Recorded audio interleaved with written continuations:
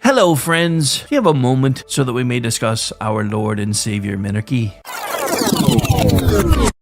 No, seriously, I'm just kidding. Hi, my name's Rick Robinson. I am the general manager of KLRNradio.com. We are probably the largest independent podcast network that you've never heard of. We have a little bit of everything, and by that, what I mean to tell you is we have news, pop culture, special events, conspiratainment, true crime, mental health shows, drama productions, and pretty much everything in between. So if you're looking for a new podcast home to grab a little bit of everything that you love all in one place, come check us out. You can find us on X under @KLRNradio. You can find us on our Rumble and our YouTube channels under the same names. You can also find us at KLRNradio.com and pretty much every podcast catcher known to man. So again, feel free to come check us out anytime you like at KLRNradio.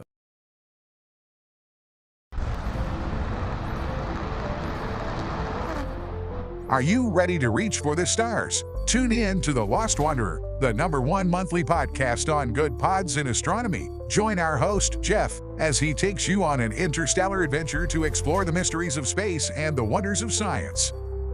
From rocket launches and distant galaxies to the latest discoveries in astronomy, each episode is a thrilling ride through the cosmos. Don't just gaze at the stars. Come explore the universe with us. Follow The Lost Wanderer wherever you get your podcasts, and let's discover the stars together.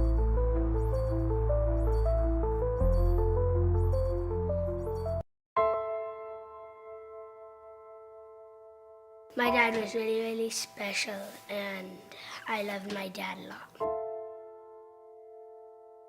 I'm proud of him, and that even though he isn't here with us, but he died as a true hero. I miss everything about him. In the moment that the officers and I had to come see the children, my biggest reaction was, I don't have 7 arms. I have 7 children who just lost their father, and I don't have 7 arms to wrap around them. I'm Frank Silla, chairman of the Stephen Silla Tunnel to Towers Foundation. Our foundation is committed to delivering mortgage-free homes for Gold Star families and fallen first responder families. To not have to worry financially is a huge peace of mind. The thought of, what in the world will I possibly do to pay the bills? How will I possibly let the children have a life that feels normal? I don't want them to have to quit their piano lessons or their basketball. I don't want them to feel that we have to move into a little apartment and struggle financially in addition to the emotional weight. There are over 1,000 families that need our help. Tunnel to Towers is honoring those heroes that risked their lives by providing them with mortgage-free homes. Those who serve us and then lay down their lives protecting our freedoms and our safety, the least we can do is $11 a month to give them that peace of always knowing there's a home, there's that sanctuary when life feels like it's been tipped upside down, because it has, when you lose a parent in the line of duty, to know you can go home, you can be safe, there's no risk of losing your home. That's a peace of mind that I can't believe you can get for $11 a month. I'd like to ask you to contribute $11 a month to support their efforts. Please donate $11 a month by calling 1-844-BRAVEST or visit tunneltotowers.org.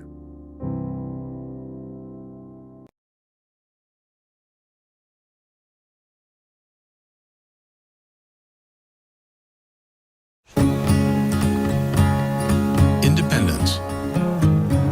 With that declaration, America was born. Inspired by a belief in the God-given rights of every human being. That among these are life, liberty, and the pursuit of happiness. Our government was established to secure these rights and for the good that comes from exercising them well. This is why the founders of our great nation chose independence. As do we. Hillsdale College accepts no government funding. because independence makes possible the good to which we aspire. Hillsdale College, pursuing truth and defending liberty since 1844.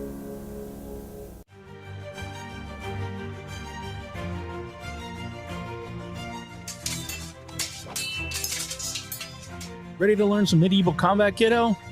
You bet, Dad. Let's do this.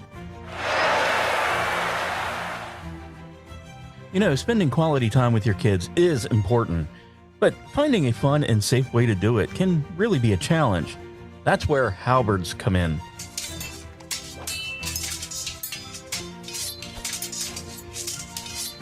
Halberds are the perfect way to bond with your kid while teaching them about history and physical fitness.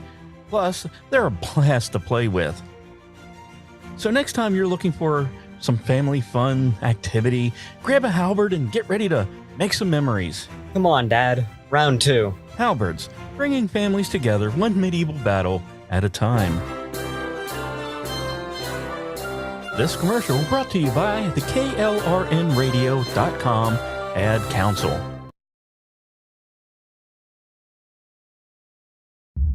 "4 years ago, we took a wrong turn and lost our purpose. We lost the strength that makes Americans who we are. If we dared to speak the truth, it was called hate speech, and our values were labeled shameful. That's when everything we care about fell apart. We surrendered our borders, our paychecks, and our courage. Our patriotism was called toxic. Men could beat up women and win medals, but there was no prize for the guy who got up every day to do his job. Now we're being asked to settle for the way things are. And we're wondering if America can make a comeback. We can, because we've done it before. When we get knocked down, we don't stay down, we get up again. We fight, we fight, we fight. I'm Donald J. Trump, and I approve this message. 4 years ago, we took a wrong turn and lost our purpose. We lost the strength that makes Americans who we are.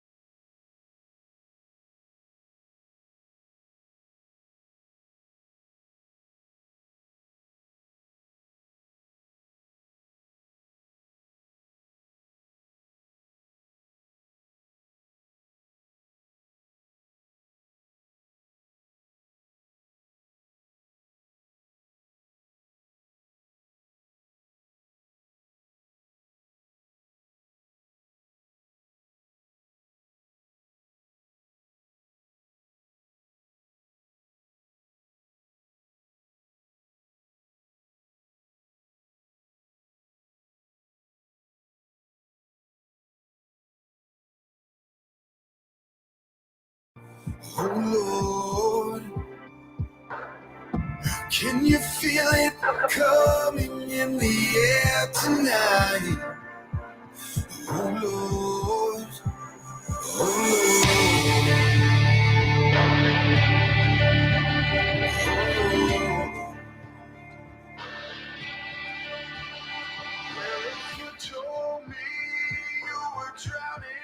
Welcome into the Tuesday edition, which is normally my Monday, but for once my Monday was a Monday.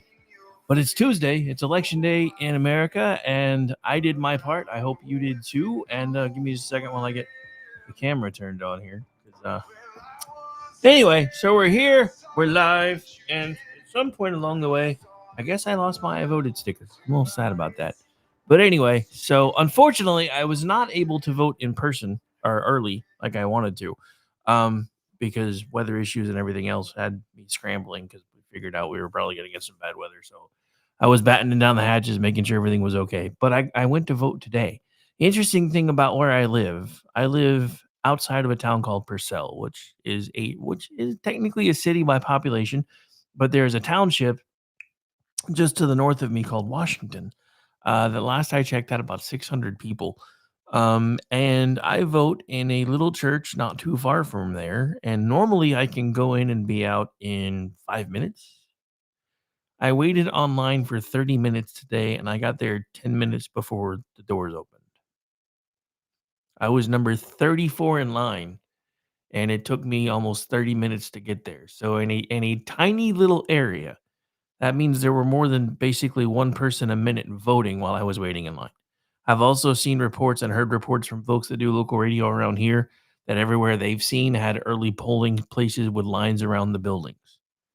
I'm telling you right now, if the turnout is anything like what we expect it to be, the only places I'm concerned about are Oklahoma City and Tulsa in this area because they are starting to slowly turn blue.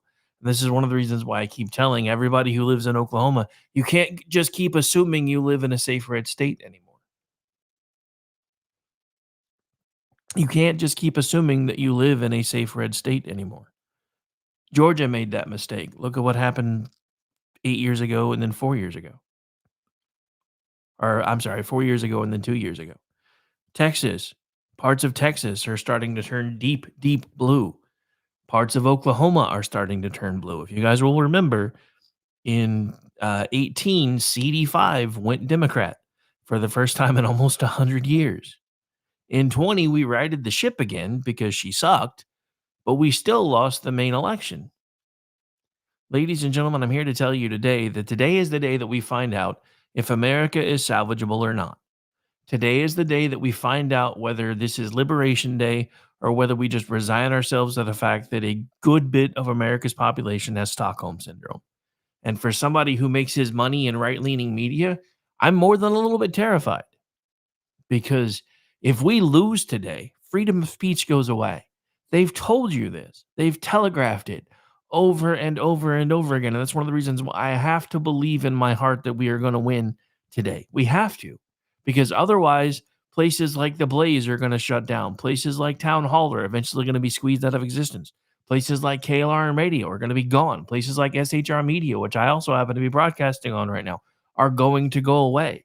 This is why we cannot continue to think that we live in safe red states or that if we live in deep blue states, our votes don't matter anymore. Because here's a little secret, folks, and I didn't even know this until I started writing one of my first election coverage pieces for Twitchy yesterday.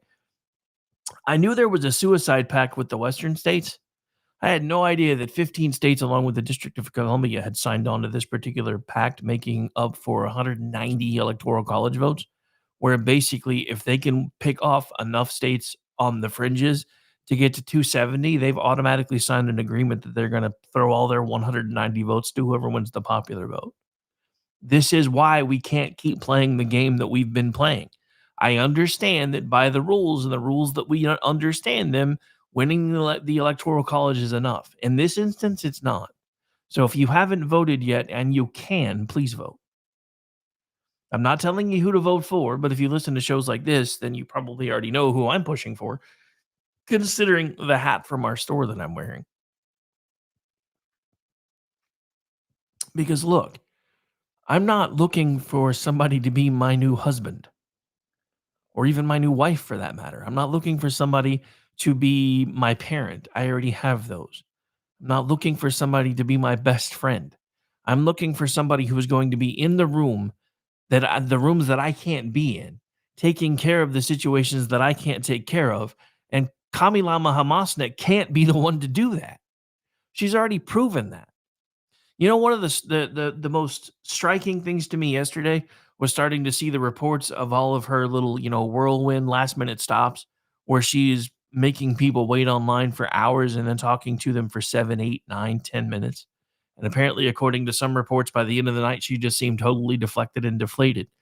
And I had no idea this was happening because everybody in the media has been propping up Saturday and Sunday as their closing arguments. So I had no idea they were still making campaign stops yesterday. Much less did I know that Donald Trump was still making campaign stops yesterday.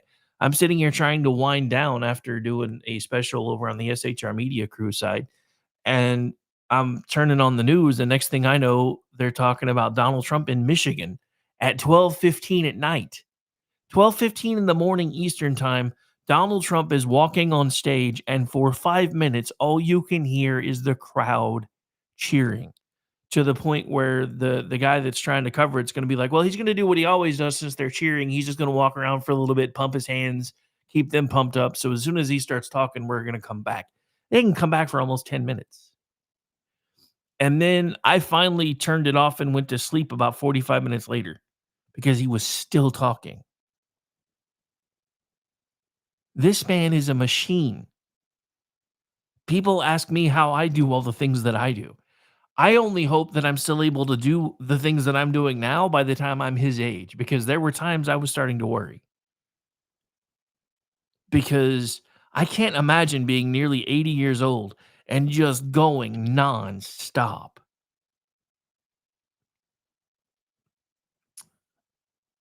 Hey, Sean, welcome into the chat, my friend. Denny, was that our time or their time? Because remember, they're East Coast time. Just curious. Because, dude, if they were speaking till 2 our time, I'm glad I turned it off and went to bed. Also, another bit of breaking news that I think might swing some things, even though they're hoping it doesn't.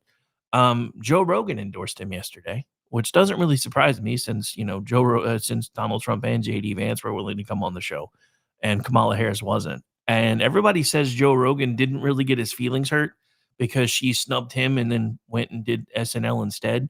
From some of the posts that I'm seeing coming out of his podcast account, I think he's pissed. I don't know him. I'd well enough to say one way or the other, but I've not really seen him just, go after somebody the way that he has her over the last couple of days. And I think he's pissed because I think he was offering her an opportunity to try to reach an audience that she wouldn't have been able to reach otherwise. And then one of the things that I did like last night is as they cut away to Trump and waiting to come back to him, they talked to one of Barron Trump's best friends, who also happens to be a Gen Z influencer and podcaster, and him and Barron do a show together. So they were talking about how it seems that all of a sudden a lot of the Gen Z vote is breaking for Trump, and he's like, "Well, why wouldn't they?" That's one of the reasons why Barron's dad brought us on board in the first place, was because we knew how to reach the kids that were within our own age and our own age brackets, and we've done it successfully. We've put him on shows that they wouldn't have thought about going on, that have put them in front of people that don't see him through the media negative coverage and everything else. They see only what they find through these podcasts, and these podcasts are painting him as an everyday, not necessarily average person, but a hell of a lot more normal than the media paints him. And this is why I'm not calling it, because every time I've called it, I've gotten it wrong. But I will say I am cautiously optimistic. I'm cautiously optimistic because in Oklahoma, voter turnout seems like it's way up. As a matter of fact, we just set a record for registrations. We have 2.5 million registered voters in Oklahoma. Last I checked, our population is just a little under 5 million. So that means we're batting almost 50% registered voters. I don't remember the last time that's happened. 52% Republican. I believe the breakdown is 52% Republican, 28% independent, no, yeah, it's like 30 Democrat, 28% independent, and then like 0.9% libertarian. I happen to be part of that 0.9% because, not that I espouse pretty much anything to do with the Libertarian Party anymore, but I feel like it makes it easier for me to punch everybody in the face when they piss me off, since I don't belong to either one of the major parties. So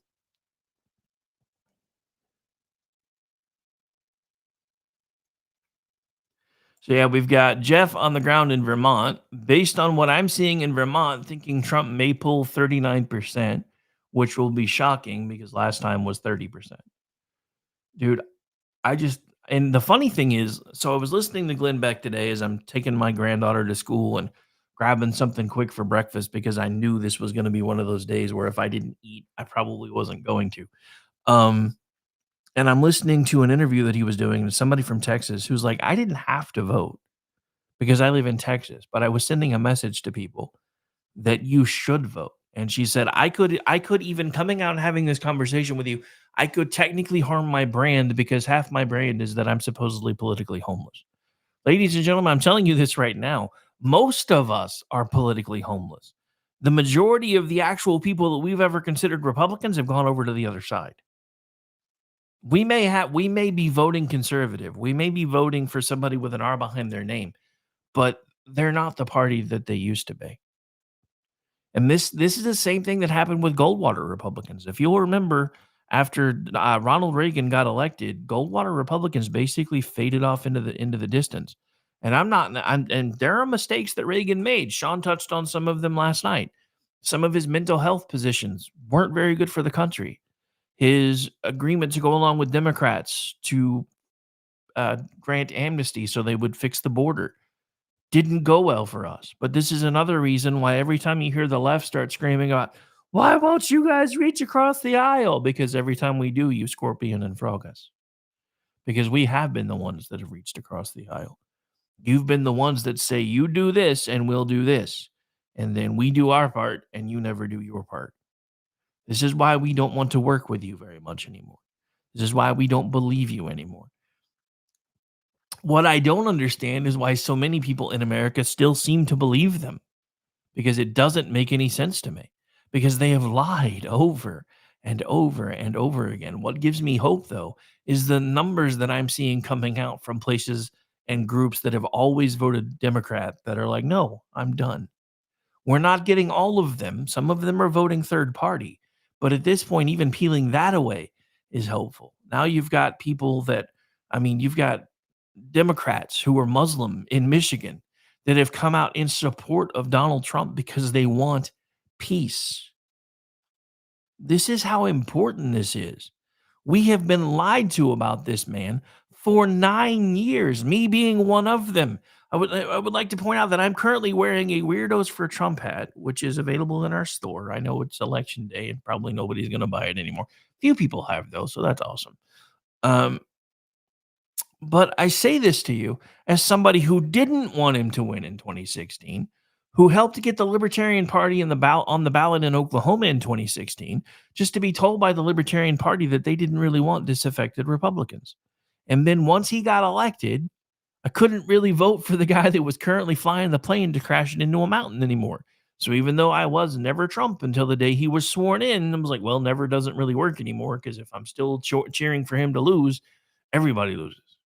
So I started paying attention, and I watched him do so many things that he said he was going to do, so many things that the media never gave him credit for. He was bringing jobs back into the country in ways that we hadn't seen before. Did he get a 100% return rate on it? Well, of course not. Were there companies that fainted that they were going to do it just to make other decisions after the fact? Yes, but he still set the groundwork for things to happen, like wages being raised willingly by companies for the first time that I can remember in my lifetime. And I know this because at the time I worked here. I started there in 2013. I got one raise until 2017, and then I got three.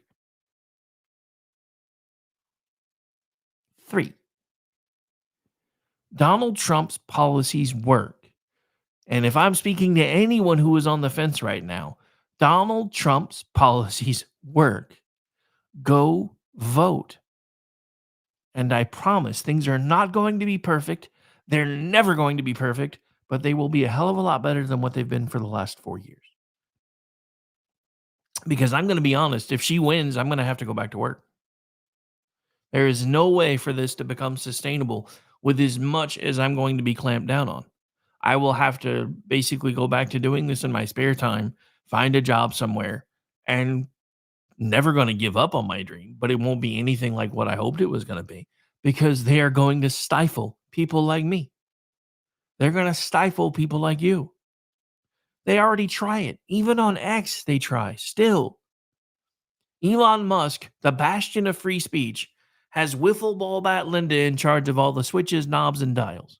Our only hope for now is that we win the day, so that when the election is over, she goes ahead and throttles down all the switches, knobs, and dials, and then hopefully center right and right of center media can start being what it should have been the entire time, which is a clear voice to people to counter the BS that the media industrial complex has been telling us for the last 9 years.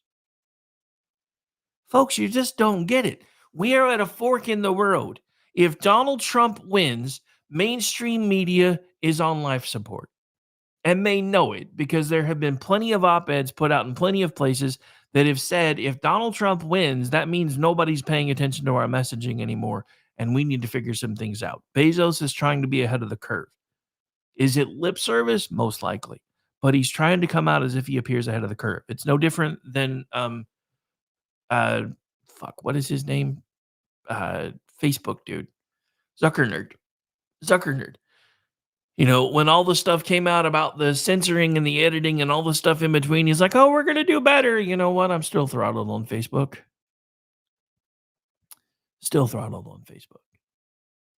You know what's even worse? The couple of times that I have tried to do test ads on Facebook just to see if we could break through, all I get back is a bunch of liberal hate. So Facebook's a lost cause.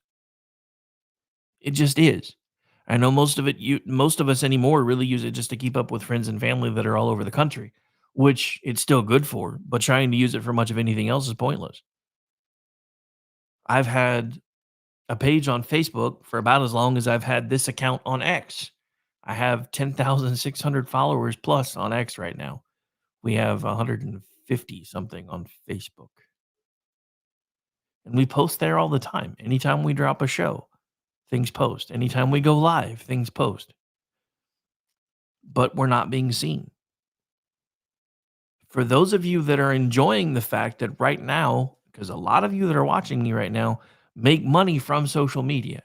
If you like that, especially if you're in the same line of work that I'm in, you should have already voted accordingly. Because I'm telling you right now, they have told you your free speech rights go away if they win. And how they're going to do that is they're going to take your Second Amendment rights away first, because that makes it impossible for you to defend any of the other ones. The two most important amendments that we have are, in my opinion, listed in the wrong order. The Second Amendment should technically be the First Amendment because it's the one that protects the rest of them. But if we lose that one, everything else goes away. Now, I'm not being negative Nancy or anything else today because I still have hopes and expectations that I think people are going to turn out and show out in a way that we haven't seen before because they're tired of everybody's crap. And I think that's part of the reason why you saw Kamilama Hamasnik yesterday getting on her plane with her head hanging low, because she really thought she had a shot, because the media has done everything they could to prop her up and pump her up as the greatest presidential candidate since sliced bread. And she's not, because she sucks. And they know it. All right. Well, we blew through the monologue, and I haven't even really started getting into any material yet. We are going to have to take a break, though. So my name's Rick. This is my show. This is the Tuesday edition. Again, we do this thing every Tuesday through Friday, usually. But since it's election eve, we did a show, or since it's election day, we did an election eve show yesterday. Don't forget, also come back tonight for election coverage starting at 7 p.m. Eastern. That is a partnership between KLRN Radio, Digital Beacon US News, and SHR Media, and several other outfits that will be making appearances throughout the night, so we can give you all the up-to-date information that you need to know where we're headed from here. So the question of the day is this Liberation Day, or does America have Stockholm Syndrome? You vote, and then we'll figure it out together. My name's Rick. I'll be right back.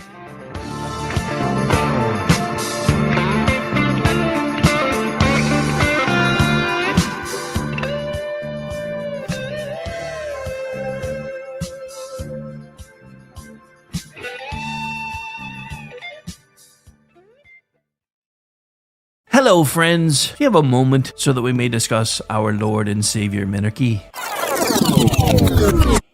No, seriously, I'm just kidding. Hi, my name's Rick Robinson. I am the general manager of KLRNradio.com. We are probably the largest independent podcast network that you've never heard of. We have a little bit of everything, and by that, what I mean to tell you is we have news, pop culture, special events, conspiratainment, true crime, mental health shows, drama productions, and pretty much everything in between.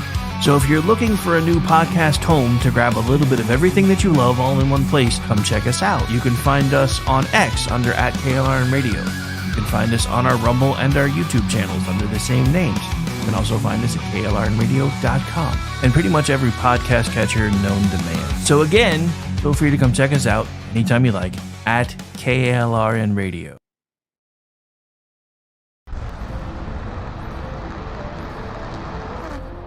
Are you ready to reach for the stars? Tune in to The Lost Wanderer, the #1 monthly podcast on good pods in astronomy. Join our host, Jeff, as he takes you on an interstellar adventure to explore the mysteries of space and the wonders of science.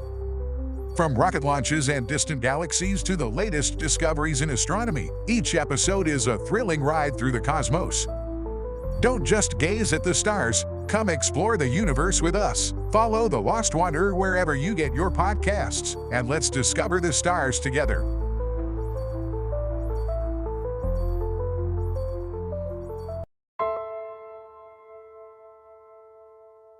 My dad was really, really special, and I loved my dad a lot. I'm proud of him, and that even though he isn't here with us, but he died as a true hero. I miss everything about him. In the moment that the officers and I had to come see the children, my biggest reaction was, I don't have 7 arms. I have 7 children who just lost their father, and I don't have 7 arms to wrap around them. I'm Frank Silla, chairman of the Stephen Silla Tunnel to Towers Foundation. Our foundation is committed to delivering mortgage-free homes for Gold Star families and fallen first responder families. To not have to worry financially is a huge peace of mind. The thought of, what in the world will I possibly do to pay the bills? How will I possibly let the children have a life that feels normal? I don't want them to have to quit their piano lessons or their basketball. I don't want them to feel that we have to move into a little apartment and struggle financially in addition to the emotional weight. There are over 1,000 families that need our help. Tunnel to Towers is honoring those heroes that risk their lives by providing them with mortgage-free homes. Those who serve us and then lay down their lives protecting our freedoms and our safety, the least we can do is $11 a month to give them that peace of always knowing there's a home, there's that sanctuary when life feels like it's been tipped upside down, because it has. When you lose a parent in the line of duty, to know you can go home, you can be safe, there's no risk of losing your home. That's a peace of mind that I can't believe you can get for $11 a month. I'd like to ask you to contribute $11 a month to support their efforts.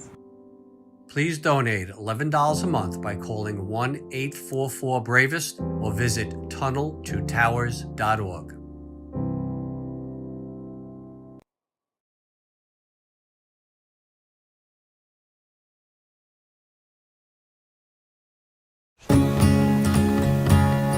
Independence. With that declaration, America was born. Inspired by a belief in the God-given rights of every human being. That among these are life, liberty, and the pursuit of happiness. Our government was established to secure these rights and for the good that comes from exercising them well. This is why the founders of our great nation chose independence. As do we. Hillsdale College accepts no government funding because independence makes possible the good to which we aspire. Hillsdale College, pursuing truth and defending liberty since 1844.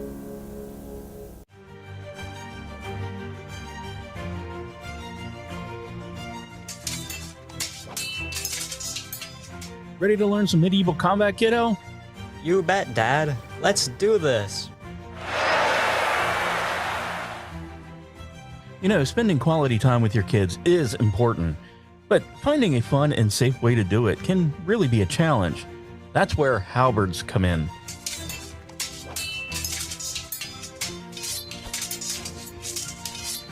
Halberds are the perfect way to bond with your kid while teaching them about history and physical fitness. Plus, they're a blast to play with.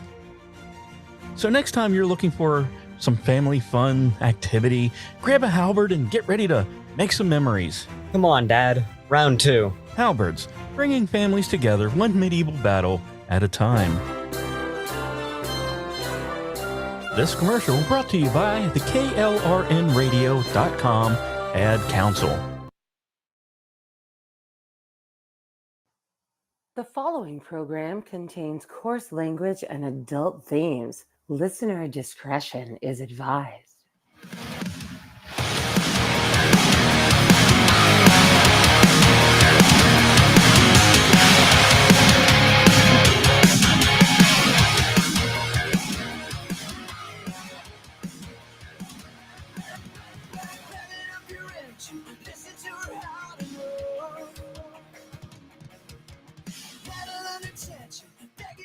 And welcome back into hour one of the Rick Robinson Show. Again, we do this thing usually every Tuesday through Friday between the hours of noon to 3 Eastern, and we'll be back tonight kicking off election night coverage live on KLR Radio and Digital Beacon US feeds. Starting at 7 p.m. Eastern, I'll be one of your anchors. We're going to have a rotating crew coming in and out all night. We're going to try some new technology so you can point and laugh at us if it doesn't work the way I think it's going to work. But we're trying to actually bring in different groups that are doing their own separate broadcasts from time to time. That way we can kind of come together and, see how things are going.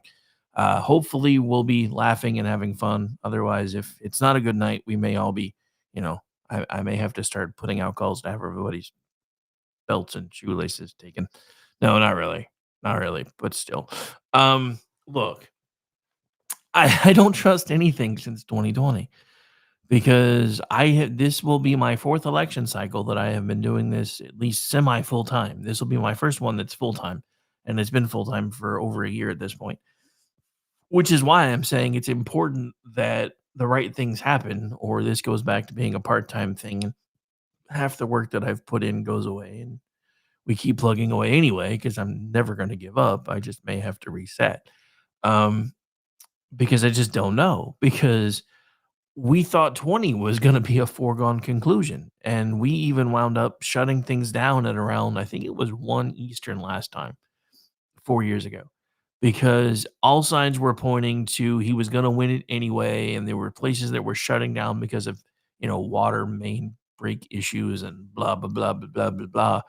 And so we were like, well, we're not really going to get any more information tonight. And it kind of looks like he's going to run away with it.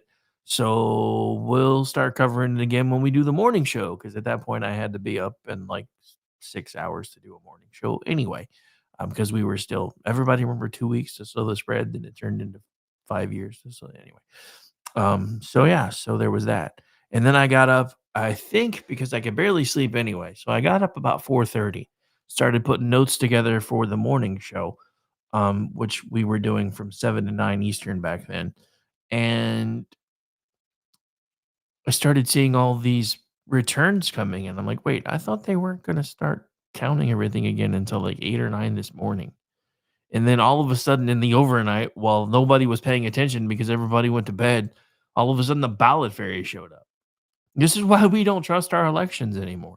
But the thing about it is, ladies and gentlemen, they don't want you to trust them. Barack Obama said that years ago. If they can start making you doubt your institutions, then they can replace them. And they have done everything they can to force you to doubt them. Look at all the leaks that have come out between 2015 and 2016 where the CIA and the FBI colluded to try to derail the Trump campaign. Look at everything that's come out about the Hunter laptop that was supposedly Russian disinformation, except now it's not. 2020 would have been a completely different election if not for that.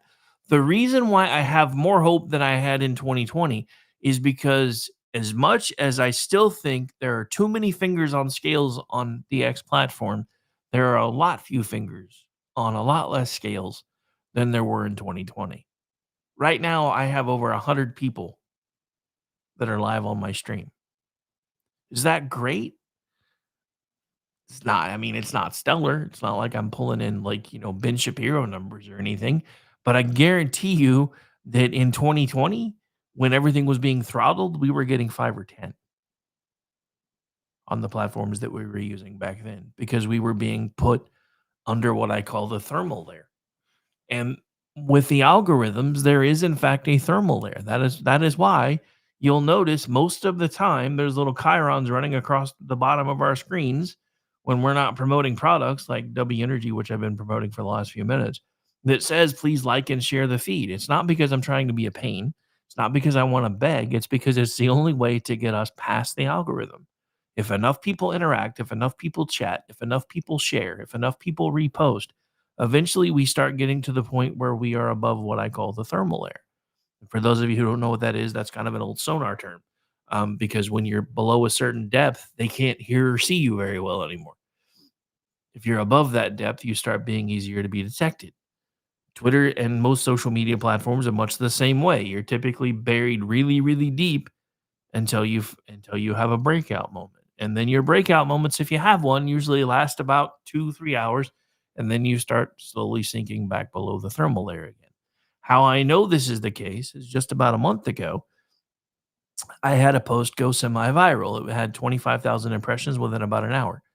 We were doing a live broadcast an hour later, and before I knew it, I had over 600 people on my personal feed, not even the station feed that I'm broadcasting on right now, which is one of the highest numbers that I've ever pulled in. And that's why when you hear folks that do what we do talking to you about the algorithm, it's not because we're trying to be whiny.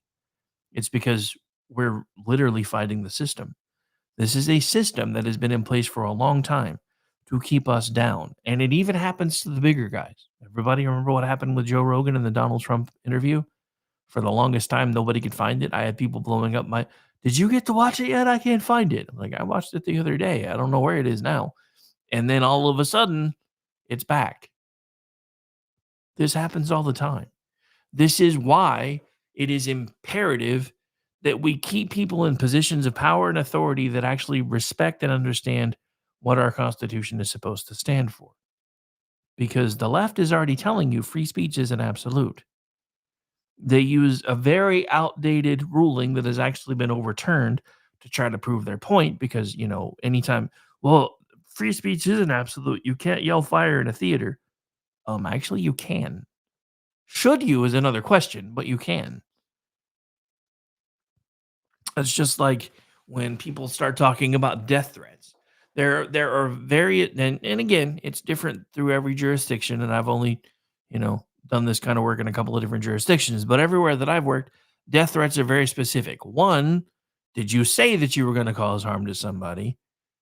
Do you have the ability to cause harm to that person? And do you have any weapons that you can implement to do so? So in most cases, there are several different aspects to a death threat. This is one of the reasons why I laugh all the time when, my good friend Ordnance J. Packard, who spends more time at Camp X-Ray than anybody else that I've ever known, formerly known as Twitmo, because he'll say something and they'll just gank him for it. Be like, well, you were making violent threats.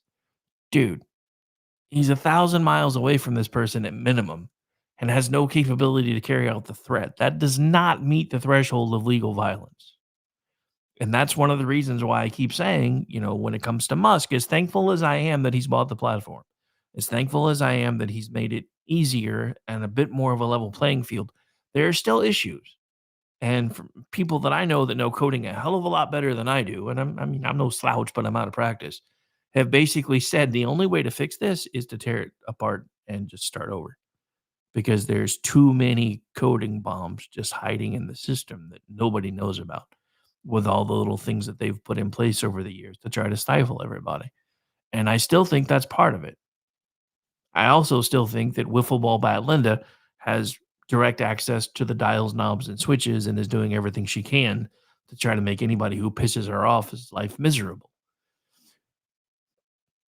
I mean, you know what they say, absolute power corrupts absolutely. This is what we've been fighting against this entire time. And what Donald Trump brought to the forefront that nobody has really talked about until him wasn't that, the Congress critters and the senators and the executive branch, as far as the president, were really the big deal, because they're not.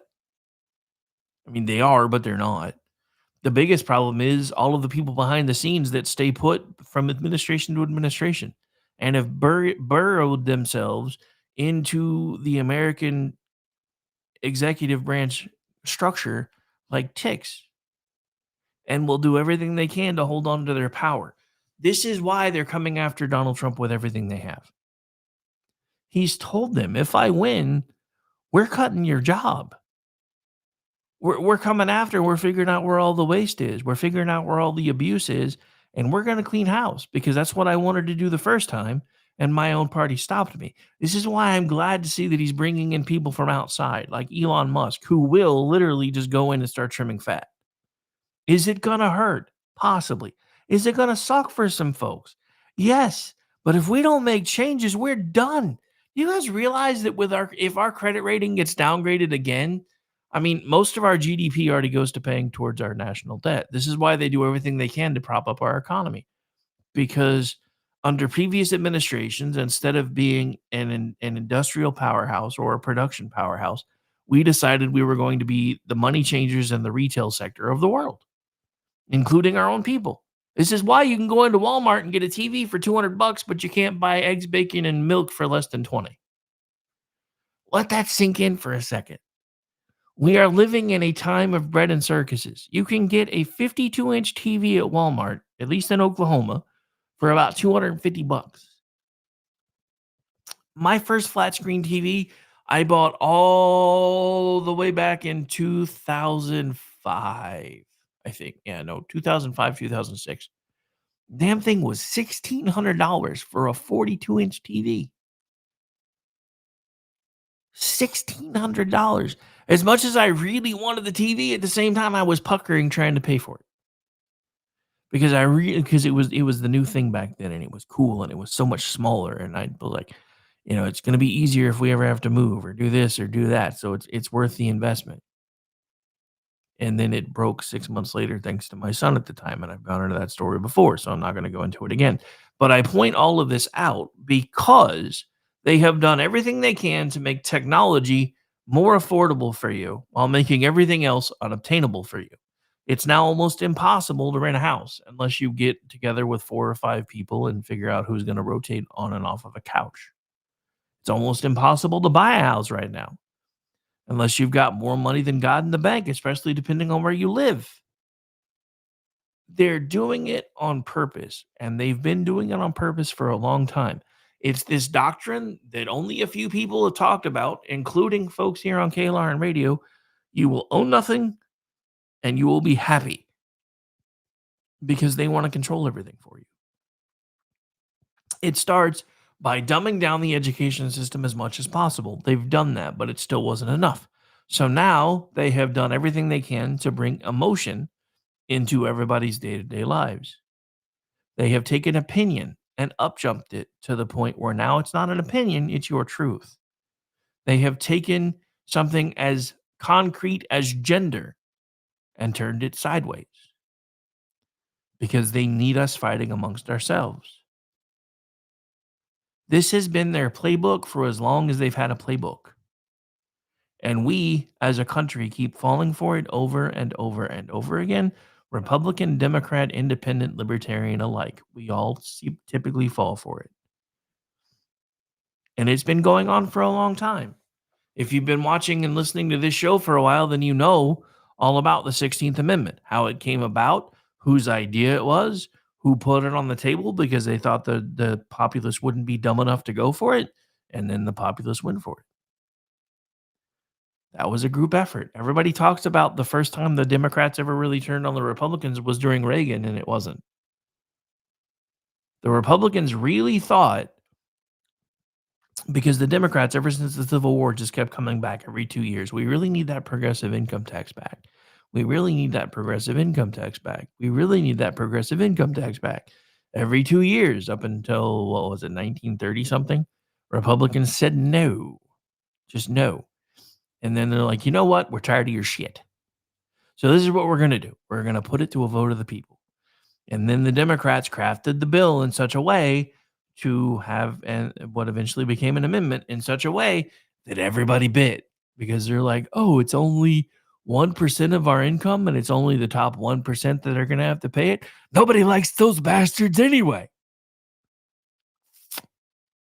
And we became one step closer from being a republic to a communist dictatorship. 17th Amendment did much the same thing.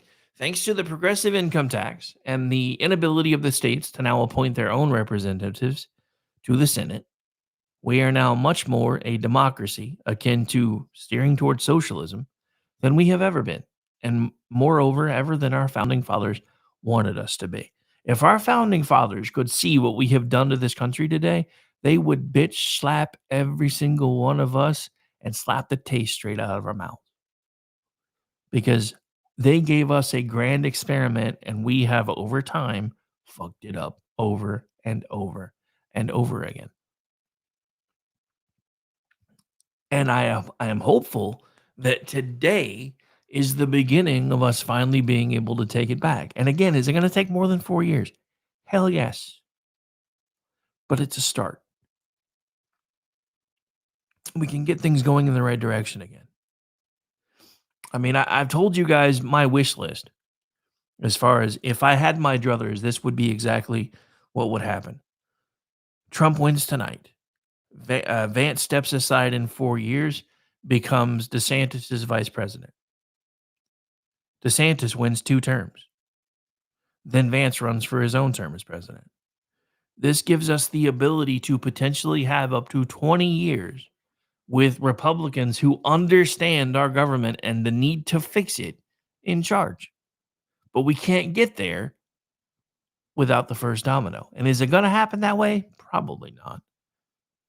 But the next 4 years are key because we have to go in and start cleaning out the rot.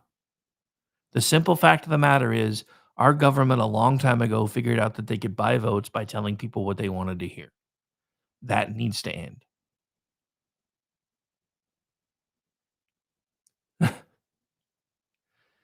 Dude, that drives me nuts.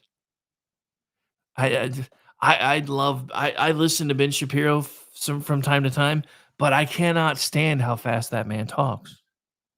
It drives me nuts. It reminds me of when I first started doing podcasting and I was nervous and I was talking 90 miles an hour. And he does it all the time.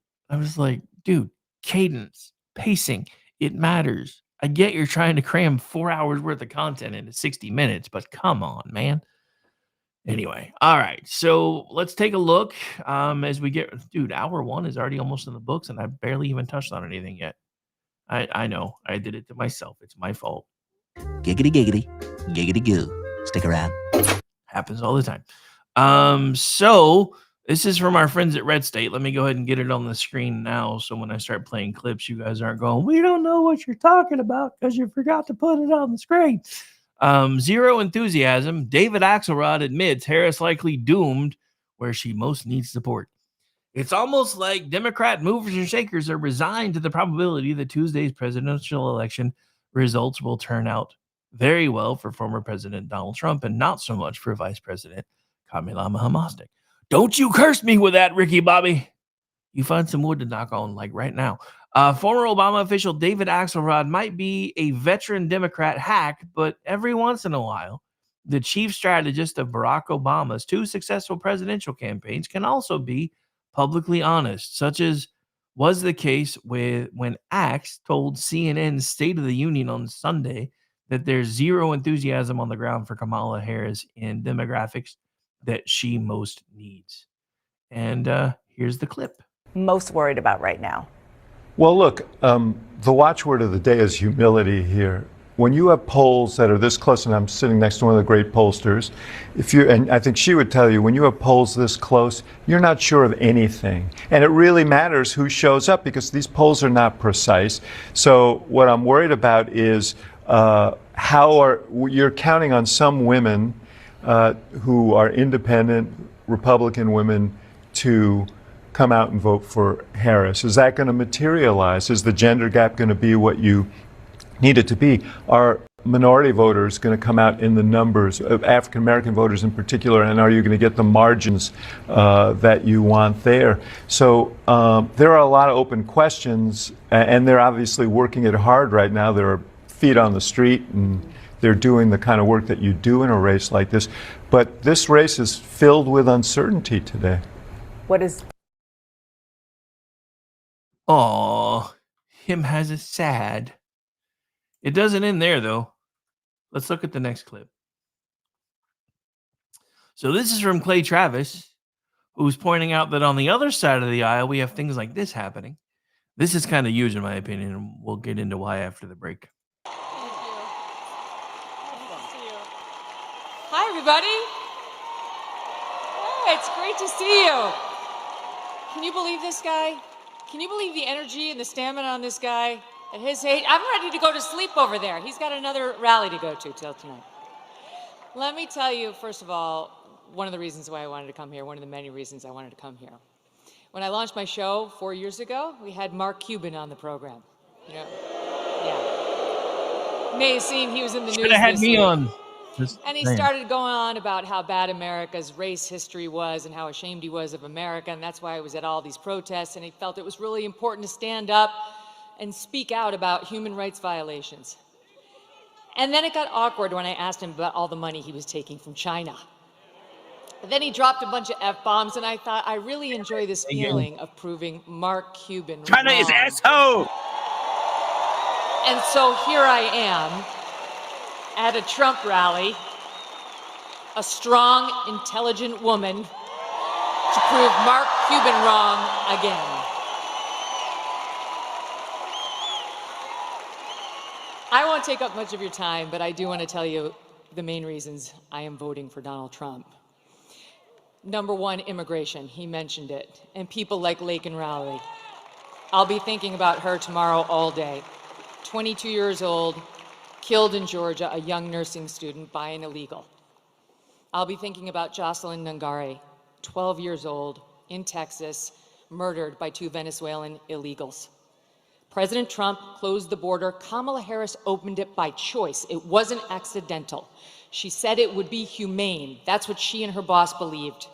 Tell it to Laken Riley's family. There was nothing humane about it. He closed it. They opened it. It was an intentional choice, and there's no reason not to believe they won't do it again. The boys should not be in the girls' sports. The boys should not be in the girls' bathrooms. The boys should not be in the girls' locker rooms. Peyton McNabb, North Carolina sophomore in high school, slammed so hard in the face by a volleyball hit at her by a boy pretending to be a girl, she suffered traumatic brain injury and permanent paralysis. Kamala Harris looks at her and says, be kind, suck it up. And that's what's right.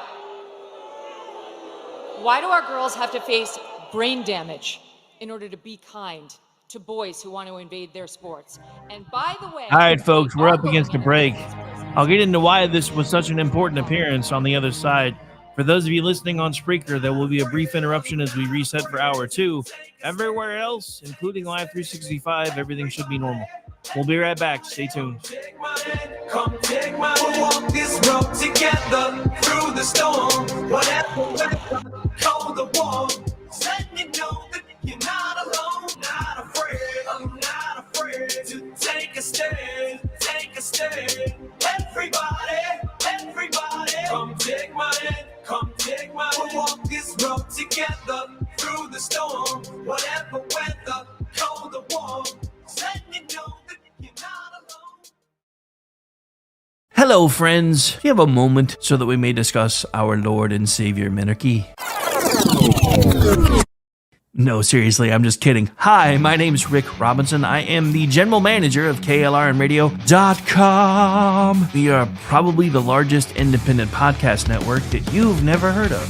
We have a little bit of everything, and by that, what I mean to tell you is we have news, pop culture, special events, conspiratainment, true crime, mental health shows, drama productions, and pretty much everything in between. So if you're looking for a new podcast home to grab a little bit of everything that you love all in one place, come check us out. You can find us on X under @KLRNradio. You can find us on our Rumble and our YouTube channels under the same names.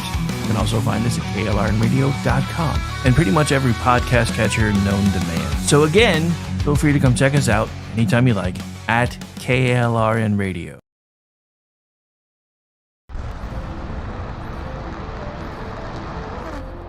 Are you ready to reach for the stars? Tune in to The Lost Wanderer, the #1 monthly podcast on good pods in astronomy. Join our host, Jeff, as he takes you on an interstellar adventure to explore the mysteries of space and the wonders of science.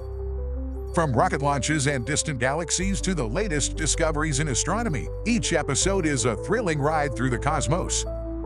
Don't just gaze at the stars, come explore the universe with us. Follow The Lost Wanderer wherever you get your podcasts, and let's discover the stars together.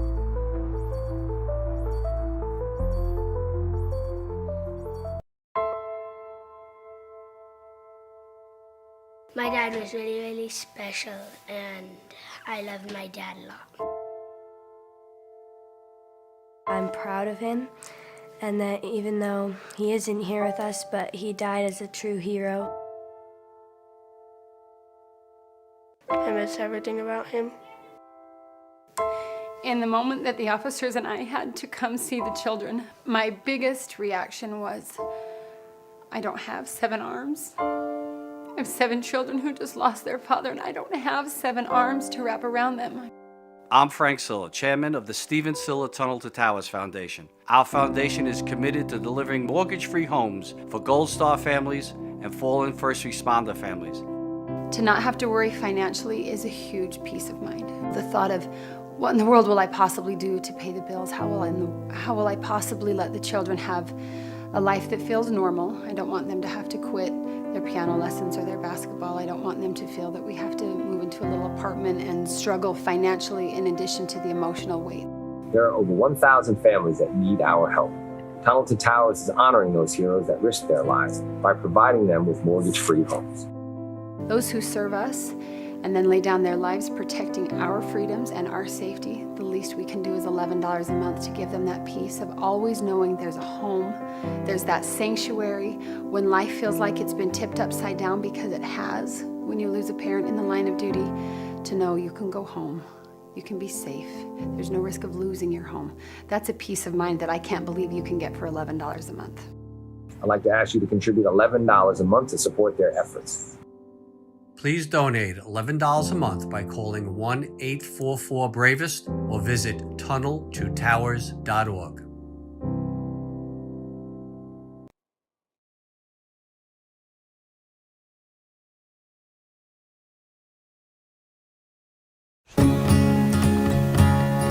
Independence. With that declaration, America was born.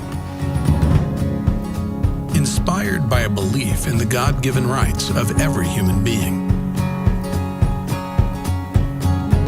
That among these are life, liberty, and the pursuit of happiness.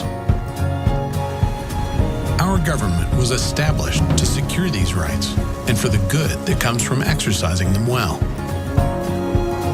This is why the founders of our great nation chose independence. As do we.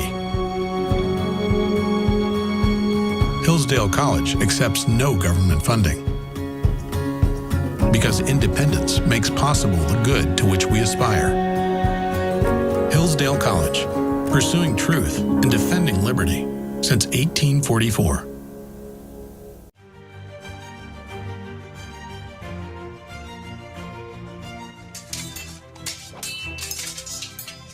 Ready to learn some medieval combat, kiddo?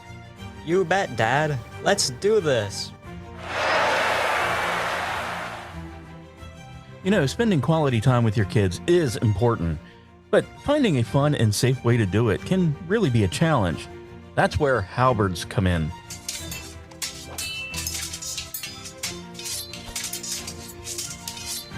Halberds are the perfect way to bond with your kid while teaching them about history and physical fitness. Plus, they're a blast to play with. So next time you're looking for some family fun activity, grab a halberd and get ready to make some memories. Come on, Dad. Round 2. Halberds, bringing families together one medieval battle at a time. This commercial brought to you by the KLRNradio.com Ad Council.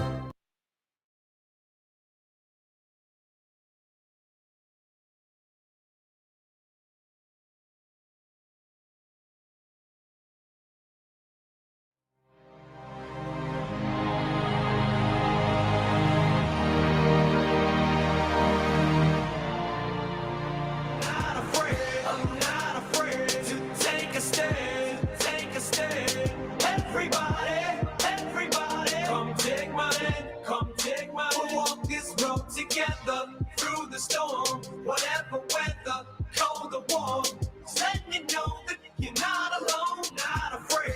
I'm not afraid to take a stand, take a stand. Everybody, come take my hand, come take my hand. The following program contains coarse language and adult themes. Listener discretion is advised. And welcome into hour 2 of the Tuesday edition of the Rick Robinson Show, live right here on KLRNradio.com. Sorry, I stepped away from my desk for a moment while we were on break and realized my microphone was not in quite the correct position. And anyway, I was about to try to make a joke, and it fell apart in my head. Never mind. All right, so we are back. We are live, and I hope everybody is having fun hanging out tonight or today listening to the show. Don't forget to come back tonight for election coverage. We're going to have folks like Brad Slager on with us. We're going to have our usual whiteboard guy, EJ, with us. We're going to have some special guests popping in and out throughout the night from a few other outlets. And we're just going to try to have some fun with it as we watch this thing happen. I have to say, as much as I'm unwilling to make a call, the one thing that I will say is I have noticed a drastic shift between the campaigns, because after the candidate swap, they came out as the party of joy, the party of patriotism, all of these things. And then when that really didn't seem to build them any momentum, they went back to the he's Hitler, his supporters are worse than Hitler, you can't let them win, blah, blah, blah, yada, yada, yada. Until yesterday, which was an interesting twist, because yesterday she did everything she could to keep Donald Trump's name out her mouth for like the entire day yesterday, which I think is why she was only giving like 9-10 minute talks, because she's the Chat GPT VP. So when she stopped being able to mention him, she really only had about 10 minutes worth of material. This is why she stayed away from Joe Rogan. She couldn't do long format if her life depended on it. And this is why she does not deserve to be the one in the rooms with people that you and I can't be in. Because that's exactly what happened with Biden. They were propping him up with note cards and cue cards and everything in between to make him look as normal as possible, because they knew something happened to him. I don't know when it happened, because he's never really been the sharpest tool in the shed. But if you go back and you look at the tapes from 2020, he was a hell of a lot more lucid in 2020 than he is today. So something happened, and it happened quickly. And one of the weirdest things for me, if I'm being completely honest, is you watched Barack Obama in 8 years as president go from looking like this young hip dude to exactly looking like the dude from the Bible series on Netflix that everybody was like, oh my God, they found an older version of Obama to play Satan. I don't know how they did it, but apparently they did it. And the funny thing is, Obama now looks like that dude, wrinkles and all. The weirdest thing is Donald Trump did the job for 4 years, has been campaigning for the job now for 10 years, and looks younger than he did when he started 10 years ago. The funny thing is, even Joe Rogan mentioned that, who, again, if you're just joining us, he actually endorsed him yesterday, along with Megyn Kelly. But the Megyn Kelly one, and I told you guys I was going to get to this after the break, actually surprises me, because they did not get along very well at all first 4 years. He put her kind of in the same category that he put Rosie O'Donnell. But the difference is, and this just proves that he is who he says he is, he will tell you, if you come out against me, it's my job to destroy you.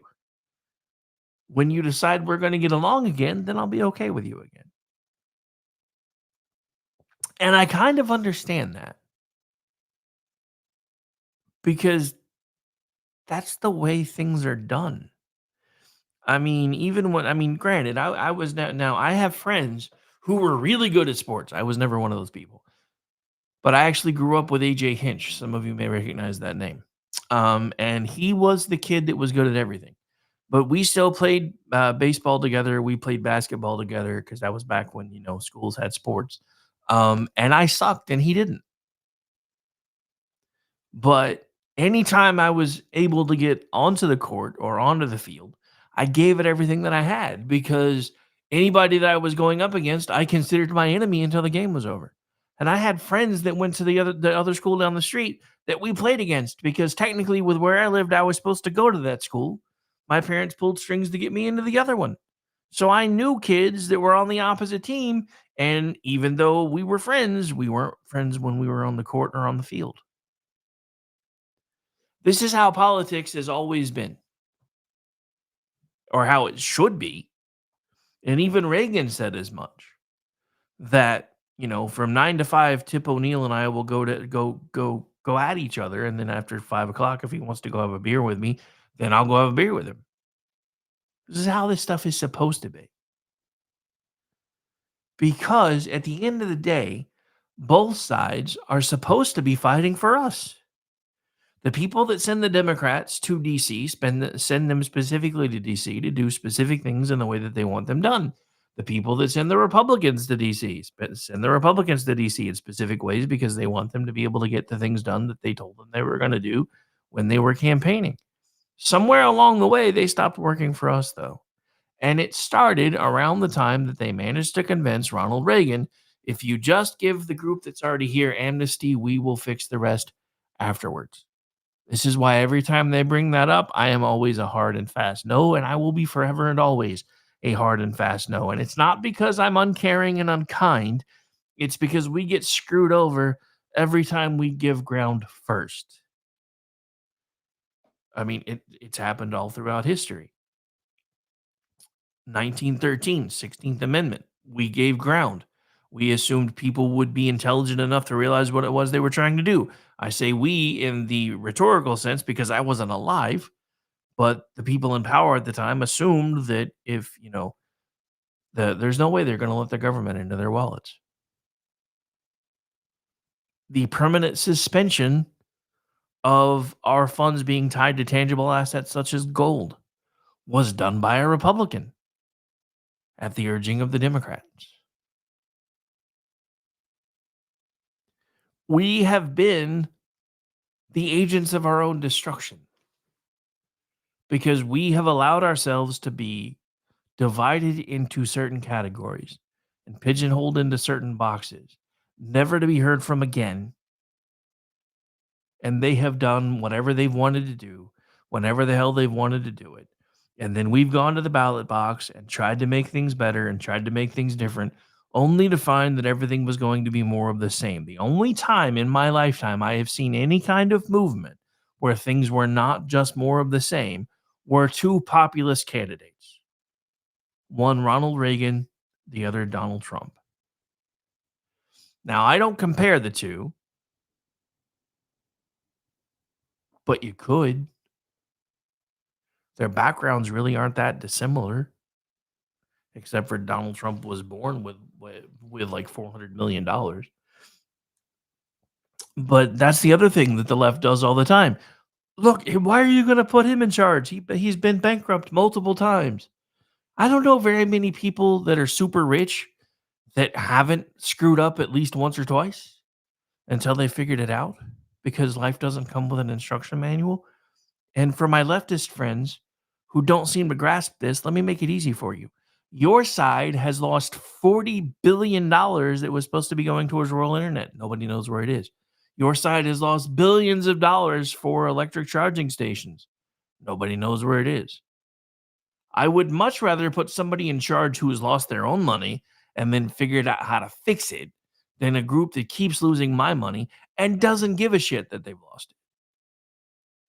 So if I'm being honest, I want a businessman in charge. But I want a businessman in charge probably for different reasons than most of you. I want a businessman in charge because businessmen understand how things are supposed to work.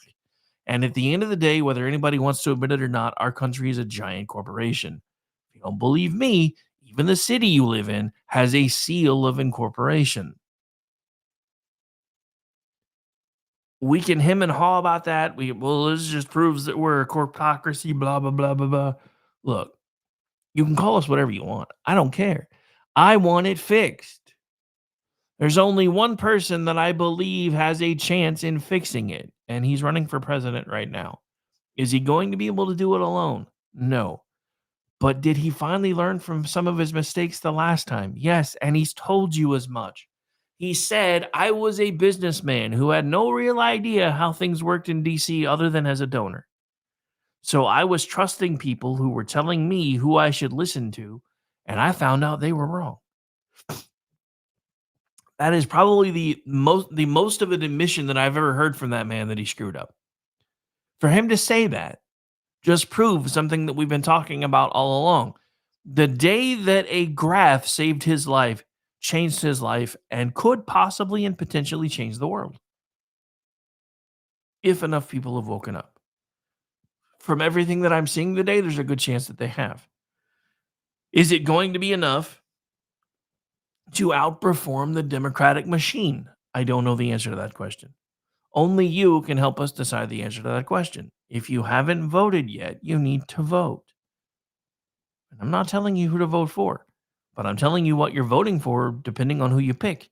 You're either voting for Stockholm Syndrome, the eventual collapse of the American society, the eventual disillusionment of free speech, the eventual disillusionment of our entire Bill of Rights, or you're voting to try to put America back on track again so that we can be the place that everybody needs to come to when shit goes sideways. Because here's the thing, folks, when we fall, where's anybody going to go? Because nobody wants to talk about how close we are to actually falling. Donald Trump is the only person who's been willing to say these words, and he is lambasted every time that he does. But these by the same people, well, he can't say that America's not great. Dude, you just told me for the last 20 years that America was racist.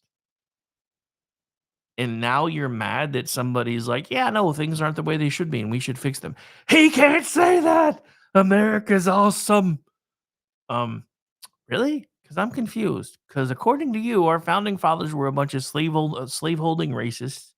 The Electoral College was racist. Everything about the founding of the country was racist. We're a bunch of colonizers, which I mean, technically we were. But that's why we have the immigration laws that we have, because now we're the indigenous people. We're trying to make sure that we don't get wiped out. And yet, under this current administration, they've let in more people that want to kill us than any previous administration in history. Kind of makes you wonder why, don't it? I know it makes me wonder why. All right. Maybe I'm the only one, though. I don't know. But yeah, so the whole Megyn Kelly thing, they did not get along. Not at all. Remember, he was the one that, talked about, bad things. I'm not even going to say it. But to see her understanding exactly where we are and be like, look, he's the best option we have. And that's the truth. Look, whether you like the guy or you hate him or you're somewhere in between, he's still the best option that we have. Now, the reason that I am still, like I said, somewhat cautiously optimistic is, you know me, I eat, sleep, and breathe this stuff. So I'm seeing things that are partly because I have to keep up for my other job. But so this is from our friends at PJ Media. This is from Catherine Salgado. Arizona election preview: voters prioritize border and economy. In the border state of Arizona, voters of all political backgrounds are thinking about illegal migration and inflation as they head to the polls, and they could well determine which party controls the presidency as well as the Senate. Do Arizonans want communism and unchecked illegal migration, or common sense and secure borders? Arizona is one of the key swing states for presidential candidate Donald John Trump, the Republican, and Kamala Hamasnik, the Democrat. This election year, meanwhile, the face-off between Republican Kari Lake and Democrat Ruben Gallego is a high-profile 2024 Senate race. The Grand Canyon state is bringing the heat to the 2024 election, and polls have shown a pro-GOP shift in the last week that brings Arizona more in play for Trump, Lake, and other candidates. That's also promising for defeating a radical Arizona pro-abortion proposal. The presidential race. An October 29 data orbital poll showed both Trump and Lake ahead by almost 8 points. The highly ranked pollster reported that 49.7% support Trump in Arizona and 41.9% support Harris. Pollster George Kaloff stated Donald Trump looks to be in a commanding position to win the state of Arizona. Atlas Intel, reportedly the most accurate polls of 2020, showed Trump on November 2nd with a 52.3% support over Harris's 45.8%. Now, this is one of the only polls that I've seen where he's actually topped 51%. And again, this is supposedly the most accurate group that got everything pretty close to spot on for 2020. So now the question is, do they get to keep their record, or did they flub it somewhere? Trump has touted his hardline border policies this campaign season, in contrast to border czar Harris's open border crisis, and that is likely to influence Arizona's decisions for president. Again, on November 2nd, Trump insisted Harris has violated her oath, eradicated our sovereign border, and unleashed an army of gangs and criminal migrants from prisons and jails, insane asylums, and mental institutions around the world, from Venezuela to the Congo, stealing countless American lives. A Marine veteran from Arizona, Nicholas Quayetz was just murdered by a cartel in Mexico, and Quayetz's family spoke at a Trump rally in Arizona and was set to spend at least $752 million on illegals this year. Arizona was, I guess. I misread that. And is among the states struggling with illegal alien crime. Economic issues are also paramount in Arizonans' minds, which makes sense as the once affordable state has grown increasingly costly under Democrat leadership. For example, buying a house in Arizona was on average $321,331 in 2021 and is now a whopping $433,721 on average. Heritage Action posted as of November 3rd, the average Arizona household has spent $4,286 more on food due to inflation since Biden and Harris took office. Trump has promised to restore the booming economy of his first term. As of the start of October, 2 USA Today polls show Trump was ahead as Harris lost ground with Latino men, over 50% of whom backed Trump. Inflation was the number one issue for Arizona Latino voters, with immigration ranking second. If he's holding on to over 50% of the male Latino vote, Arizona is going to be, I would use a word, but since I'm on somebody else's YouTube channel too, I will be nice. But Arizona is going to shape up poorly for Harris. Let's say that. If these numbers hold. The polling has generally shown Rep. Gallego ahead, according to the Senate race, but that could be changing. The Hill put Gallego at 49.2% and Lake at 45.4% on November 3rd, but a new poll from Data Orbital found Lake slightly ahead with 45.2% versus Gallego's 44.5%. Atlas Intel published survey results on November 2nd showing Lake ahead at 49.1%. So this is what I'm talking about, though. Look at the disparity between polls. This is why I've been telling you guys for the longest time, don't trust the polls. Don't believe the polls. Just go vote. Because you are the ones that make the decision. Each of us has a voice, and we exercise that voice with our vote. And I don't care if you think that you live in a deep blue state where absolutely nothing is ever going to change, or if you live in the reddest of red states, and therefore you don't feel that you need to vote for Donald Trump anyway. You need to vote for Donald Trump. For those of you that are just joining us, just remember that the 15 states, along with District of Columbia, totaling a total of 190 electoral college votes, have signed a suicide pact. If there are enough states picked off that don't align with that pact, where they can give whoever wins the popular vote their path to 270, they're going to throw their 190 electoral college votes to that candidate, regardless of anything else. This is why I've been trying to tell everybody for years that this is not a game where you can say, well, the popular vote doesn't really matter anymore. When you have East Coast and West Coast states, along with the District of Columbia, saying, yeah, if we can guarantee that they get a path to 270 by us, exercising our suicide pact, then that's exactly what we're going to do. This is why your vote matters. Your vote matters in ways that has never mattered before, because this is a way for us to send a message to the powers that be that we are done with their stuff, that we're done being their pawns, that we're done with the emotional blackmail and everything else in between. And it happens on both sides. This is why I'm so angry. This is why I'm so frustrated, because it's not just one side or the other. Both sides have been playing mind games with us for decades. You're now seeing it with abortion. For the longest time, the Republican leadership was like, we just need to get it back to the states. It never should have been a federal issue. We just need to get it back to the states. Now you're seeing all of the organizations that were built around this push now pushing for the federal government to step in and say, no, we need to make it completely illegal now. But that's not what you said you wanted. And that's not what we were fighting for.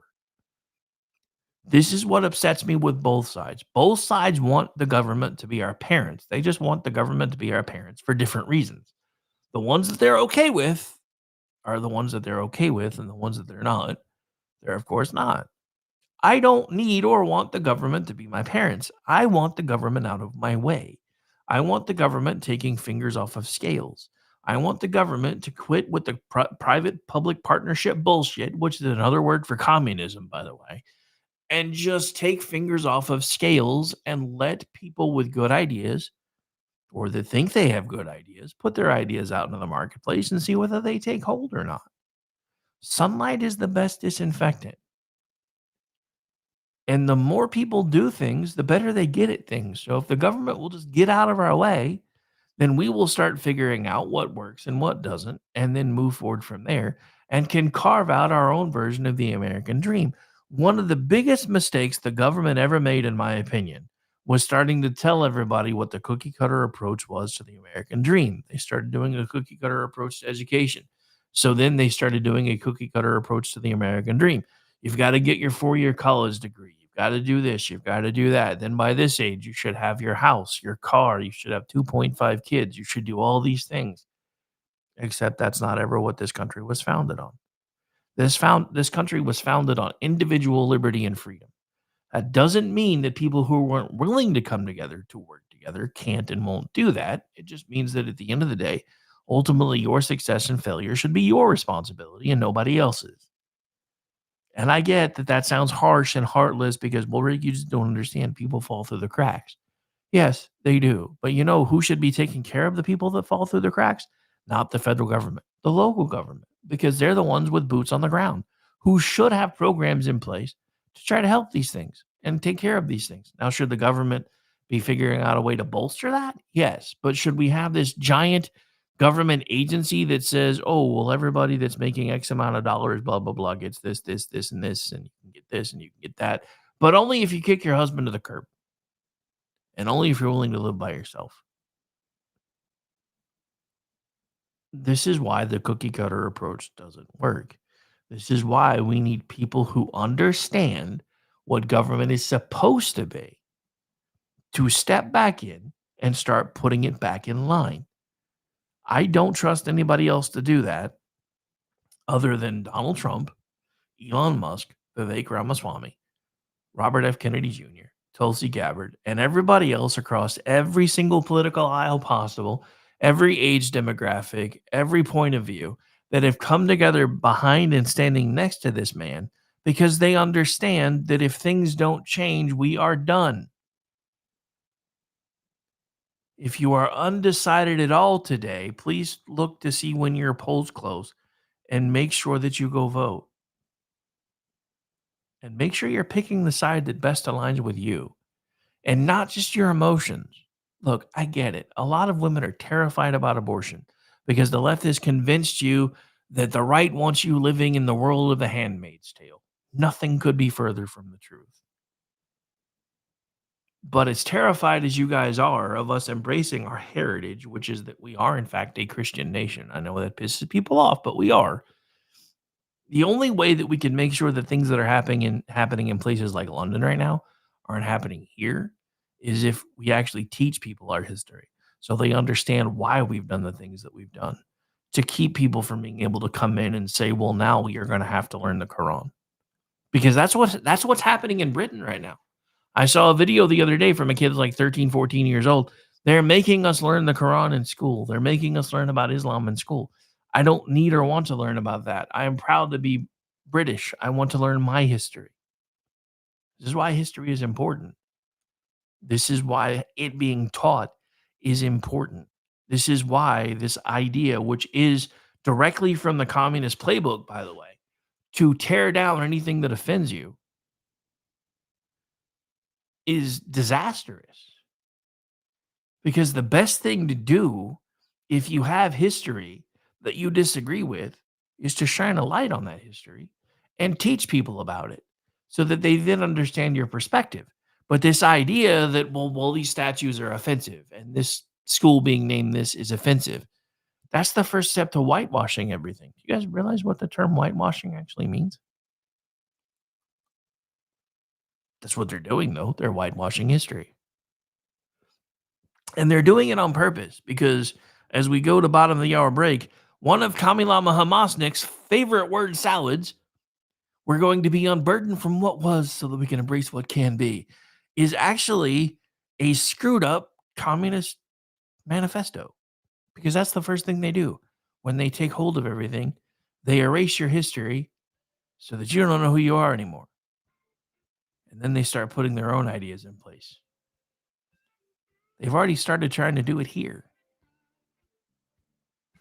The question is, are we going to keep letting them do it? I don't know where the time's going today, but we're already at bottom of hour 2. My name's Rick Robinson. This is my show. We will be right back. For everybody who's just joining us, if you would be so kind, please make sure that you are liking the feed or sharing the feed wherever you happen to find it from. You can follow along with me at KLRN Radio is the station. You can follow along with me at RowdyRick73. Also, our news arm at Digital Beacon US on X. And you can go find our KLRN Radio YouTube and Rumble channels too, if you wish. We'll be right back. Stay tuned.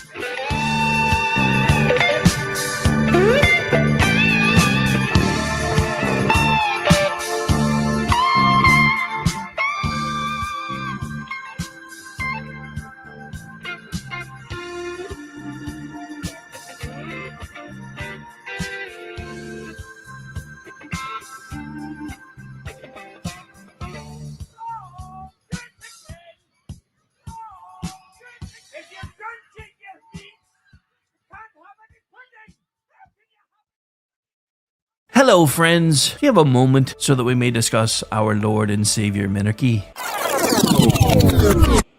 No, seriously, I'm just kidding. Hi, my name's Rick Robinson. I am the general manager of KLRNradio.com. We are probably the largest independent podcast network that you've never heard of. We have a little bit of everything, and by that, what I mean to tell you is we have news, pop culture, special events, conspiratainment, true crime, mental health shows, drama productions, and pretty much everything in between.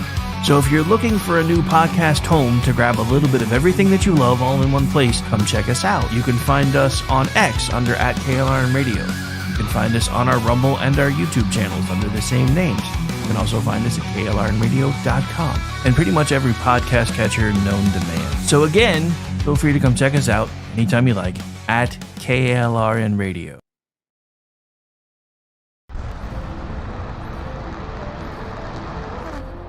Are you ready to reach for the stars? Tune in to The Lost Wanderer, the #1 monthly podcast on good pods in astronomy. Join our host, Jeff, as he takes you on an interstellar adventure to explore the mysteries of space and the wonders of science. From rocket launches and distant galaxies to the latest discoveries in astronomy, each episode is a thrilling ride through the cosmos. Don't just gaze at the stars, come explore the universe with us. Follow The Lost Wanderer wherever you get your podcasts, and let's discover the stars together.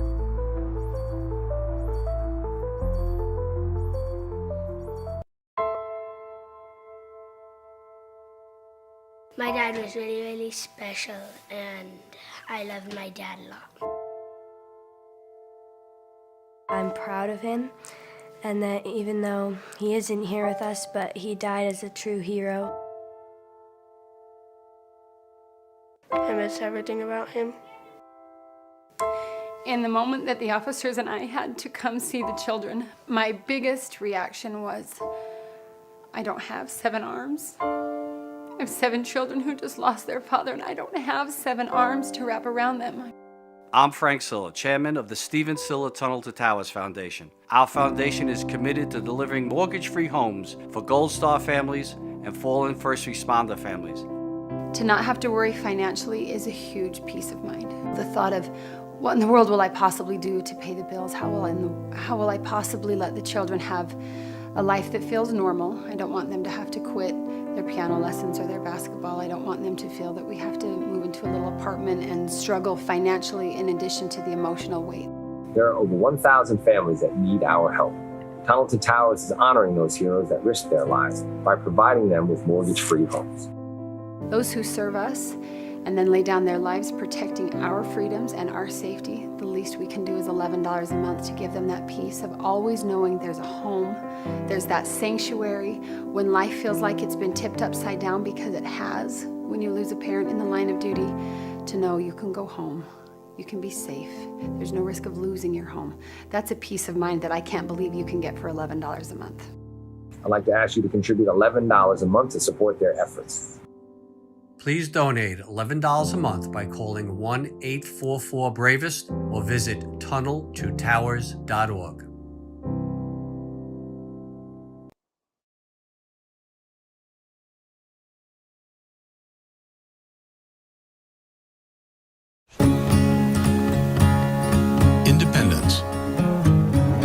With that declaration, America was born.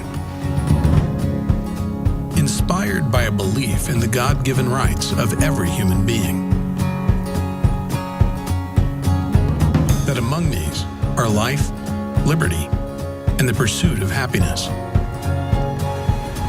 Our government was established to secure these rights and for the good that comes from exercising them well.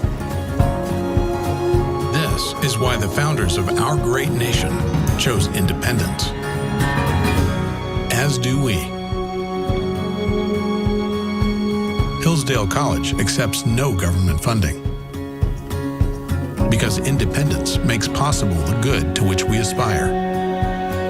Hillsdale College, pursuing truth and defending liberty since 1844.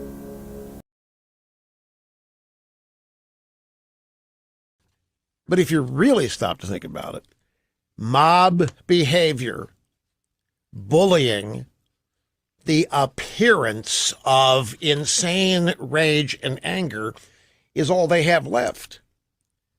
They don't have any issues or policies to run on for the same old reason they can't be honest. Oh, they've got plenty of policies. Oh, they got plenty of issues. Oh, they have plenty of ideas. They just don't dare tell anybody what they are. Not at the run-up to election time. But if you really stop to think about it, mob behavior, bullying, the appearance of insane rage and anger is all they have left.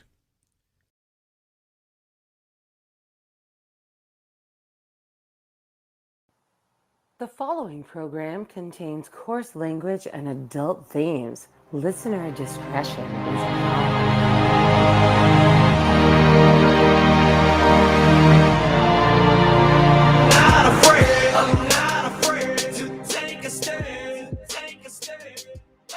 Every once in a while, I like to put up a clip of the man that inspired me to do what I do today, and you'll see his picture right behind me as a reminder of part of the reason why I do what I do every single day, even though there are days when I don't really want to. Today's not one of those days, however, though, because this is like Nerd Prom and Super Bowl all rolled into one. So we're going to find out today what direction the country goes in from here. And that's why the show is entitled as it is. We're either going to determine whether America has Stockholm Syndrome or whether this is Liberation Day, because we have been being held hostage for the last 4 years by a stolen election. I said what I said. I can prove it. So can everybody else. The problem is the media doesn't want you to be able to prove it, because then you would know exactly how broken everything is. But this is why the mainstream media is beside themselves. This is why the mainstream media is falling all over themselves to make sure that Kami Lama Hamasnik and AWOLs get the gig, because otherwise they know that their jig is up. The problem is, folks, the reverse is true over here too. If they get the gig, there's a good chance our gig is up, because they've told you what they're going to do. They haven't lied to you about it. They've shown you over and over and over again. Now, they've tried to walk it back, but then they're back to talking about it again.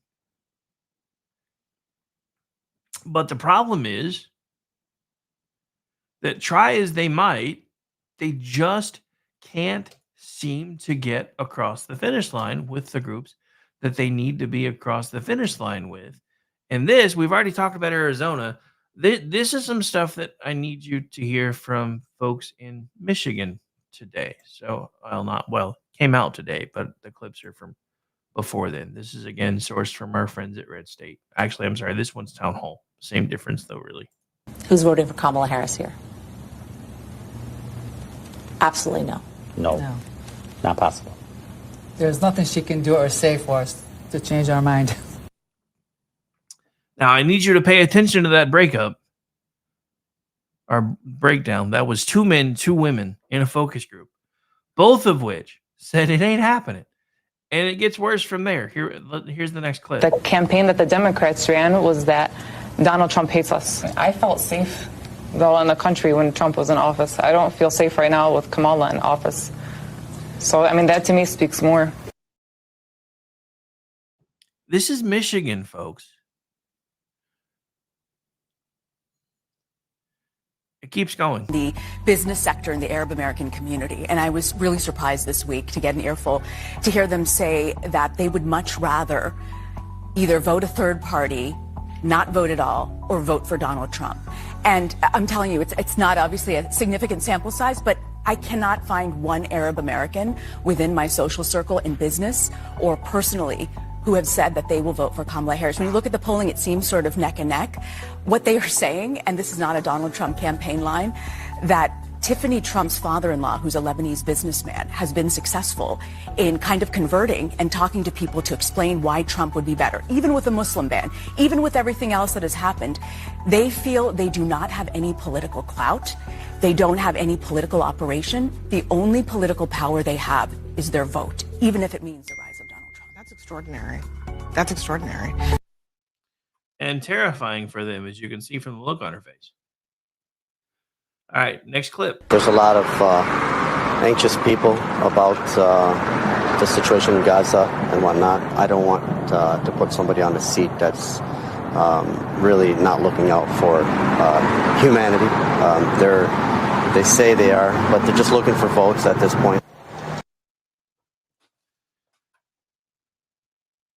All right, so there you have it, straight from folks in Michigan, who are the very folks that she stayed away from Josh Shapiro to try to snag. Sorry, I'll remember how to talk in a minute. Get paid to talk. Sometimes still can't manage to pull it off. But yeah, so the whole and this is something else that I've seen all over CNN over the last couple of days. People that are, Democratic insiders that are pissed as hell that she did not go with Shapiro. Folks, if you're a Democratic insider, you should know that Shapiro said no. It's kind of obvious that he said no. I think even Walz originally might have intended on saying no, because they even remember, and I don't have the clip pulled up or I would show you. Their very first supposed press junket was a casual interview that they did together, and the media fell all over themselves about it. Oh, look, it's so cute. They're doing something so novel. They're interviewing each other. If our side had done that, you guys would have been having kittens, but whatever. And then, so he's talking about how he missed the call at first because he didn't recognize the number and he was listening to the voicemail. I don't think that's why he missed the call at first. I think he missed the call at first because he had to go to Gwenny and be like, do you really want to put us through this? Because you know what a lying sack of crap I am. Do you really want to put us through this? I don't know what Gwenny's vote was. I'm pretty sure Gwenny's probably pissed off right now because apparently, according to sources, Tim Walz had some sort of an affair when he was, going back and forth to China with some high-ranking official's daughter. And poor Gwenny's like, he made me use a turkey baster, not once but twice. Anyway, so the outlandish part of that story isn't that he, was going to China. It's the fact that he was able to have sex with a woman. I still don't buy that part. I'm just saying. Although I will say, as much as it's gonna suck to be completely buried again, having these two to make fun of for 4 years would be fun, even if only 5 people see it and hear it. It would still be fun. It's not gonna do me a damn bit of good. I'd have to go back and work somewhere else because wouldn't be able to make ends meet anymore. Because that's something else that's happening, whether anybody wants to admit it or not. We're all going broke. We're all going broke.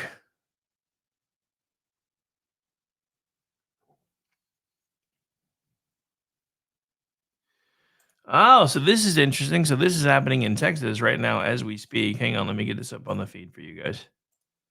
So this is from Red State and looks like Dateline today.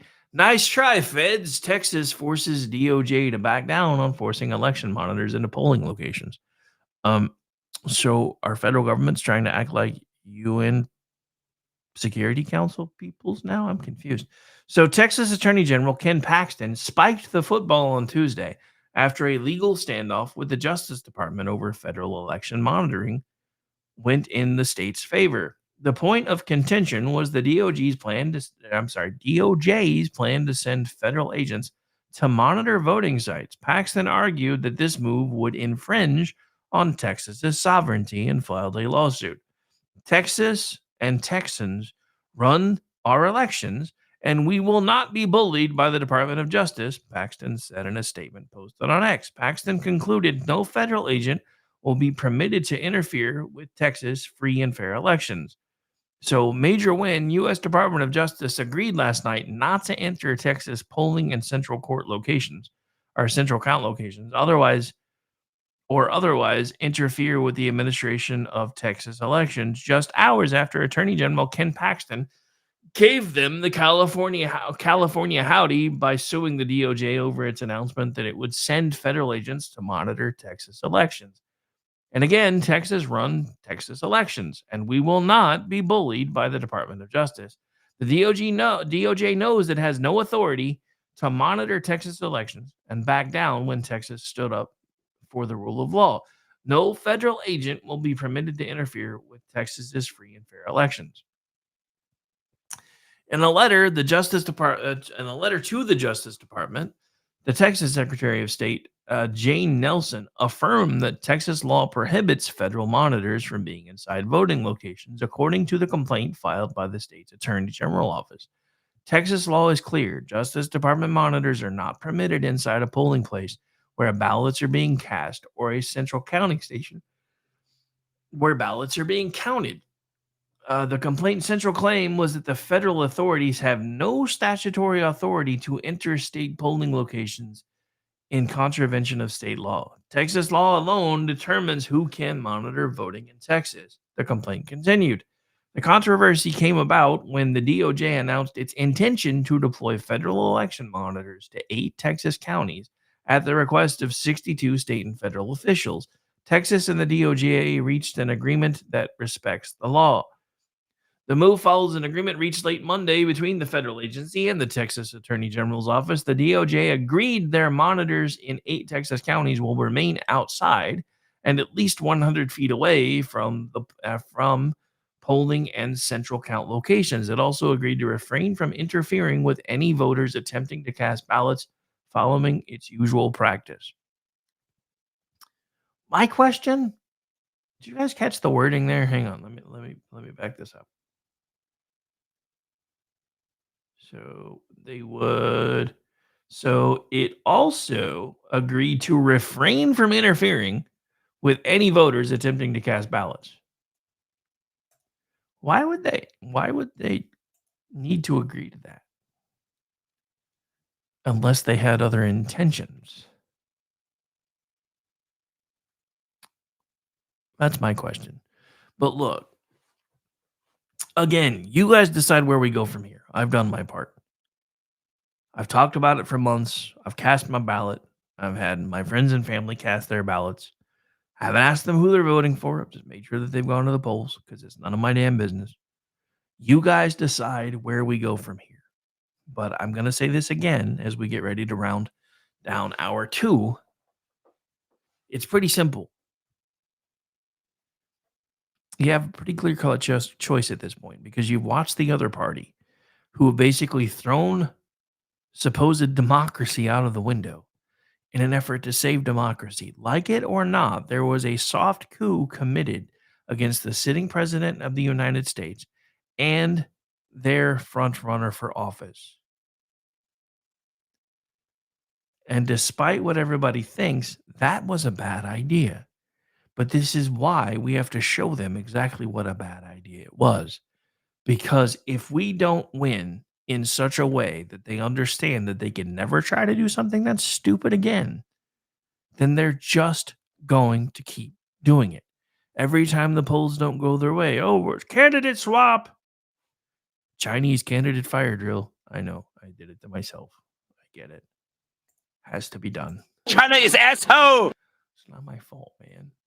It's the only way to make the joke work. All right, let's see what other trouble we can get into here as we get ready to round down hour 2. So this is from Bearing Arms. And this is, again, one of those things where if you pay attention, she contradicts herself all the time. So Harris's last pitch to gun owners: I support the Second Amendment and the gun ban. In one last desperate push to attract the votes of gun owners, Kamilama Hamasnik pitched herself as a defender of the Second Amendment on Monday night, proclaiming that it's possible to protect the right to keep and bear arms and criminalize it at the same time. This is from her X account. I am a gun owner and I believe we can protect the Second Amendment. Sorry, had to be done. While also passing gun safety laws. We need to reinstate the assault weapons ban. Ma'am, first I'll need you to define what an assault weapon is. But since you can't even do that for women, I don't really expect any results. And pass universal background checks, safe storage laws, and red flag laws to keep our children and communities safe. Harris-Wall's agenda, common sense gun safety laws. You can't protect the Second Amendment while pledging to ban the most common and popular rifles in the country. You can't protect the Second Amendment and support measures to strip people of their lawfully owned firearms without due process. You can't protect the Second Amendment or the Fourth by proclaiming police can walk into locked homes of gun owners to check and see how their firearms are stored.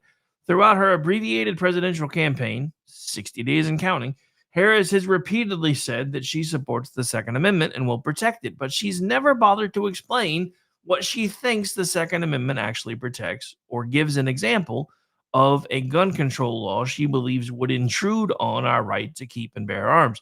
Of course, if she did that, she might actually have to explain why she's previously supported handgun bans in San Francisco and Washington, D.C., why she argued to the Supreme Court that justices should declare the Second Amendment doesn't protect an individual right to keep and bear arms, or why she said that the Bruin decision that struck down May issue carry licensing regimes defied common sense and the Constitution. The truth is that for all of Harris's talk about supporting the Second Amendment, she's been a reliable voice and vote for the most extreme anti-2A positions over the past 20 years. And Harris's judicial philosophy pays little respect to the Constitution and the Bill of Rights.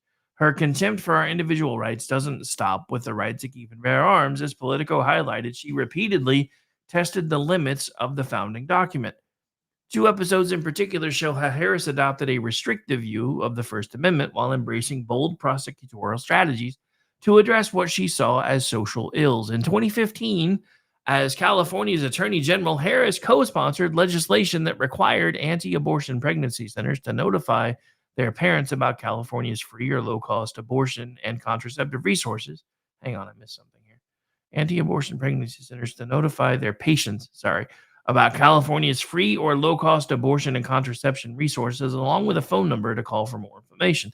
At the time, some people in the governor's office and the legislature worried that the law might not survive a First Amendment challenge, according to Moraine, the Harris biographer who covered California politics for the Sacramento Bee and Los Angeles Times. But the state moved forward with the bill, and Harris' office enforced it. The anti-abortion center sued, arguing the law violated the First Amendment rights because it required them to post messages they did not want to. The Supreme Court eventually sided with them, striking down the law. The state was required to pay them $2 million in legal fees. This was an instance where she didn't look around the corner, in my view, and see, well, if we lose this, what is the downside? Moraine said. The second case highlighted by Politico was Harris suing the owners of website Backpage.com for pimping conspiracy. As a California AG, Harris was the first to go after the website owners and accuse them of facilitating sex trafficking. But as Politico reports, a judge eventually tossed out the charges on the ground that the proprietors had immunity under a federal law and that protects the operation of online forums. Harris' pragmatic approach to the Constitution means the explicit text of our founding documents can be ignored in order to reach the conclusion she wants, balancing what the Constitution actually says with what she believes the interest of the government might be. For me, a Supreme Court seat is not only about academic issues of legal precedent or judicial philosophy, Harris said at a Kavanaugh hearing in 2018. It is personal. When we talk about our nation's highest court and the men and women who sit on it, we are talking about the impact that one individual on that court can have impact on people you will never meet and whose names you will never know. Harris highlighted 2 issues where Supreme Court rulings have had dramatic impact: gun control and the Affordable Care Act. In written questions to Kavanaugh, she asked if he believed judges could ever consider the public safety justifications when assessing a gun law's constitutionality. And at Barrett's confirmation hearing in 2020, Harris pressed the nominee to consider the 135 million people who gained protections under the Affordable Care Act when deciding a case that challenges that law. Harris believes that public safety concerns justify a ban on so-called assault weapons, even though she can't define them. And also, even though semi-automatic long guns are used in only a small number of crimes every year. She also believes that the public safety concerns justified Washington, D.C.'s ban on handguns, even though the ban meant that lawful residents were unable to possess the most common tool for self-defense in the country. She took the same approach to the may issue laws in a handful of states like New York or California that required gun owners to show a justifiable need to carry a gun before they were permitted to exercise their right to bear arms. Even though those laws deprived countless citizens of their Second Amendment right, so long as the government contended that the restrictions were put in place to improve public safety, Harris believed they should be allowed to stand. This judicial philosophy inevitably places the wishes of the government ahead of the rights of the individual citizens. Her claims of support for the Second Amendment are utterly meaningless and won't stop her from treading all over our right to keep and bear arms if she's elected. So, again, if you're on the fence at all, and I don't know how anybody would be at this point, but in the event that you are, it seems like a pretty good reason to not be if I were the one making that decision. But I've already made my decision. I've already cast my vote. For anybody listening to me who hasn't, you still have a few hours to do it, depending on where you live and when your polls close. So I hope that you go and exercise your constitutional right to have your voice be heard. And on that note, folks, hour 2 is now officially in the books. We will be right back. Stay tuned.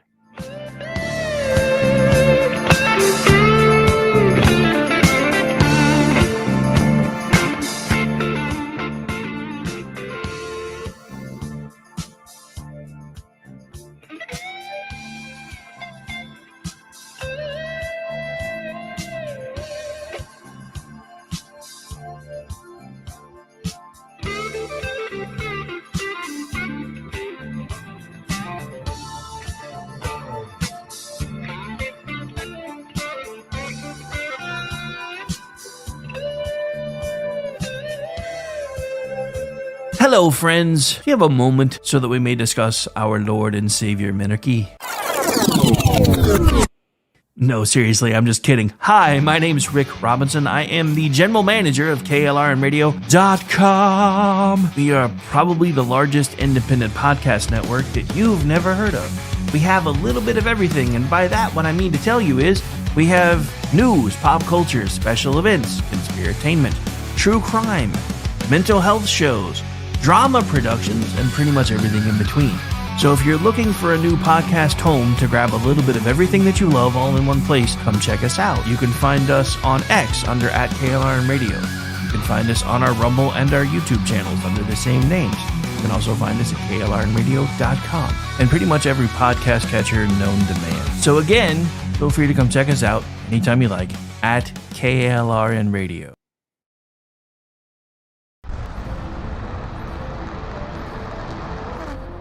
Are you ready to reach for the stars? Tune in to The Lost Wanderer, the #1 monthly podcast on good pods in astronomy. Join our host, Jeff, as he takes you on an interstellar adventure to explore the mysteries of space and the wonders of science. From rocket launches and distant galaxies to the latest discoveries in astronomy, each episode is a thrilling ride through the cosmos. Don't just gaze at the stars, come explore the universe with us. Follow The Lost Wanderer wherever you get your podcasts, and let's discover the stars together.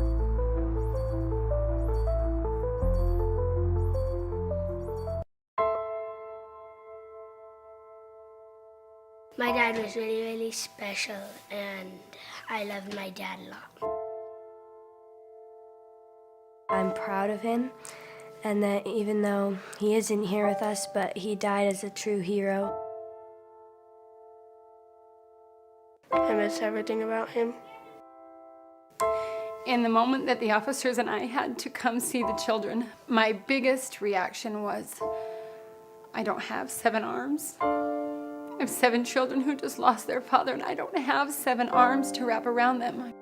I'm Frank Silla, chairman of the Stephen Silla Tunnel to Towers Foundation. Our foundation is committed to delivering mortgage-free homes for Gold Star families and fallen first responder families.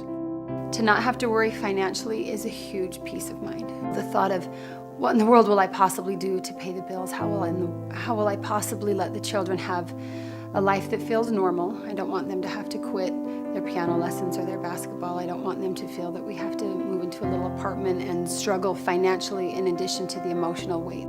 There are over 1,000 families that need our help. Tunnel to Towers is honoring those heroes that risk their lives by providing them with mortgage-free homes. Those who serve us and then lay down their lives protecting our freedoms and our safety, the least we can do is $11 a month to give them that peace of always knowing there's a home, there's that sanctuary when life feels like it's been tipped upside down, because it has, when you lose a parent in the line of duty, to know you can go home, you can be safe, there's no risk of losing your home. That's a peace of mind that I can't believe you can get for $11 a month. I'd like to ask you to contribute $11 a month to support their efforts. Please donate $11 a month by calling 1-844-BRAVEST or visit tunneltotowers.org.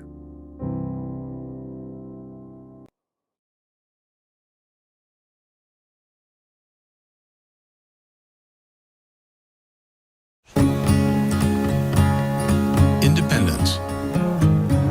With that declaration, America was born. Inspired by a belief in the God-given rights of every human being. That among these are life, liberty, and the pursuit of happiness.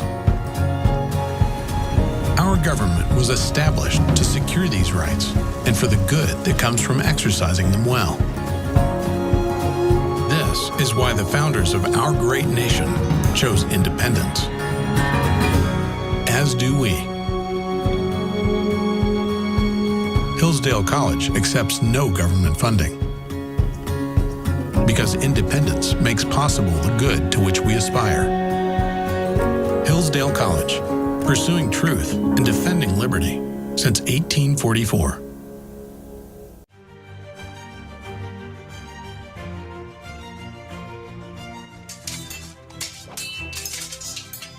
Ready to learn some medieval combat, kiddo? You bet, Dad. Let's do this. You know, spending quality time with your kids is important, but finding a fun and safe way to do it can really be a challenge. That's where halberds come in.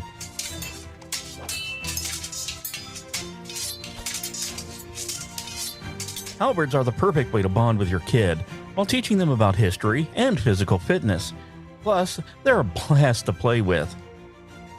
So next time you're looking for some family fun activity, grab a halberd and get ready to make some memories. Come on, Dad. Round 2. Halberds, bringing families together one medieval battle at a time.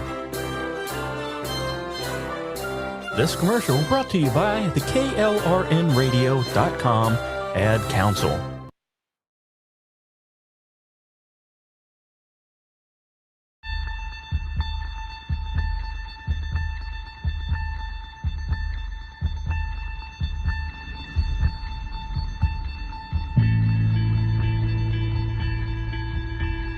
Here's the thing that makes life so interesting. The theory of evolution claims only the strong shall survive. Maybe so. Maybe so. But the theory of competition says just because they're the strong doesn't mean they can't get their asses kicked. That's right. See, what every long shot come from behind underdog will tell you is this. The other guy may in fact be the favorite. The odds may be stacked against you, fair enough. But what the odds don't know is this isn't a math test. This is a completely different kind of test. One where passion has a funny way of trumping logic. So before you step up to the starting line, before the whistle blows and the clock starts ticking, just remember out here, the results don't always add up. matter what the stats may say, and the experts may think, and the commentators may have predicted, when the race is on, all bets are off. Don't be surprised if somebody decides to flip the script and take a pass on yelling uncle. And then suddenly, as the old saying goes, we got ourselves a game.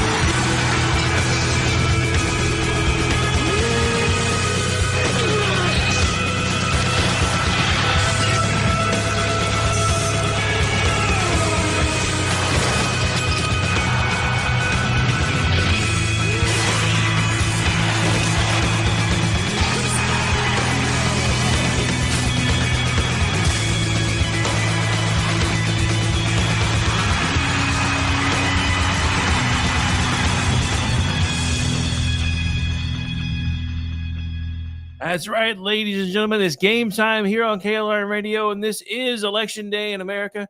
Election Day 2024. Remember the 5th of November. This is the day that we take our country back. At least I hope so. Sorry. I got a little emotional with that. That had a lot of stuff in it that I've been covering for like the last 6 months or so. That was put together by my good friend Gene Baradelli over at he does 2 different shows. He does Behind Enemy Lines, which was his first show. He also does This Week in Democracy, where he kind of takes some shorts. Well, not really shorts, because I guess shorts are different now. Still getting used to the whole video concept. So I guess shorts now are stuff that are like less than like 90 seconds or so. But so he does usually have 15, 20-minute clips where he makes fun of stuff in the news and calls it This Week in Dumbmocracy. I still tried to get him to put the K in parentheses, and he wouldn't do it, and I don't know why. That would have been so cool. Anyway, not everybody takes my advice. Hey, what's up, Steve? I see you hanging out in the chat. Looks like we've got Denny still hanging out there, but I know he's working today. He's been kind of quiet today, because you guys have to. This is my job.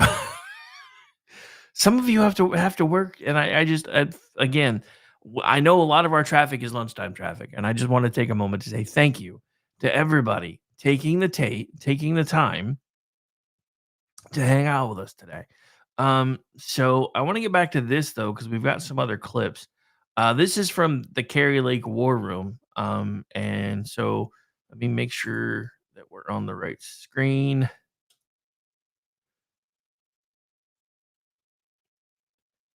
Rancor, like Star Wars, bro. Japanese is his language, though, so I guess I shouldn't be surprised. Anyway, so this is from Kerry Lake War Room. We are outside of a polling location in Tucson, where we were yesterday, and captured this incredible moment.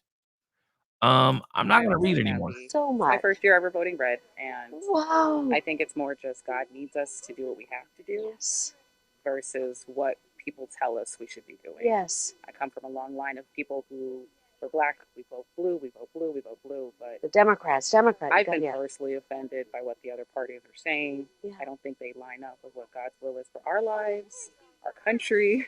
They're stripping the identity of who we are little by little. And that's right. You guys have been the only party that has pushed reaffirming our identity as Americans, as people of God, as individuals. Like it's as men and women specifically. So I really appreciate what you guys are doing. Did you already go in and vote? I've already voted. I'm excited to have voted this year. And who did you vote for? I voted for Kerry Lake because I've met Ruben Gallego, and I've made my choice based on that. Thank you. Well, Ruben Gallego, I'm going to tell the media this. He actually had the gall to tell a conservative Latina that she's not a Latina because she's a conservative.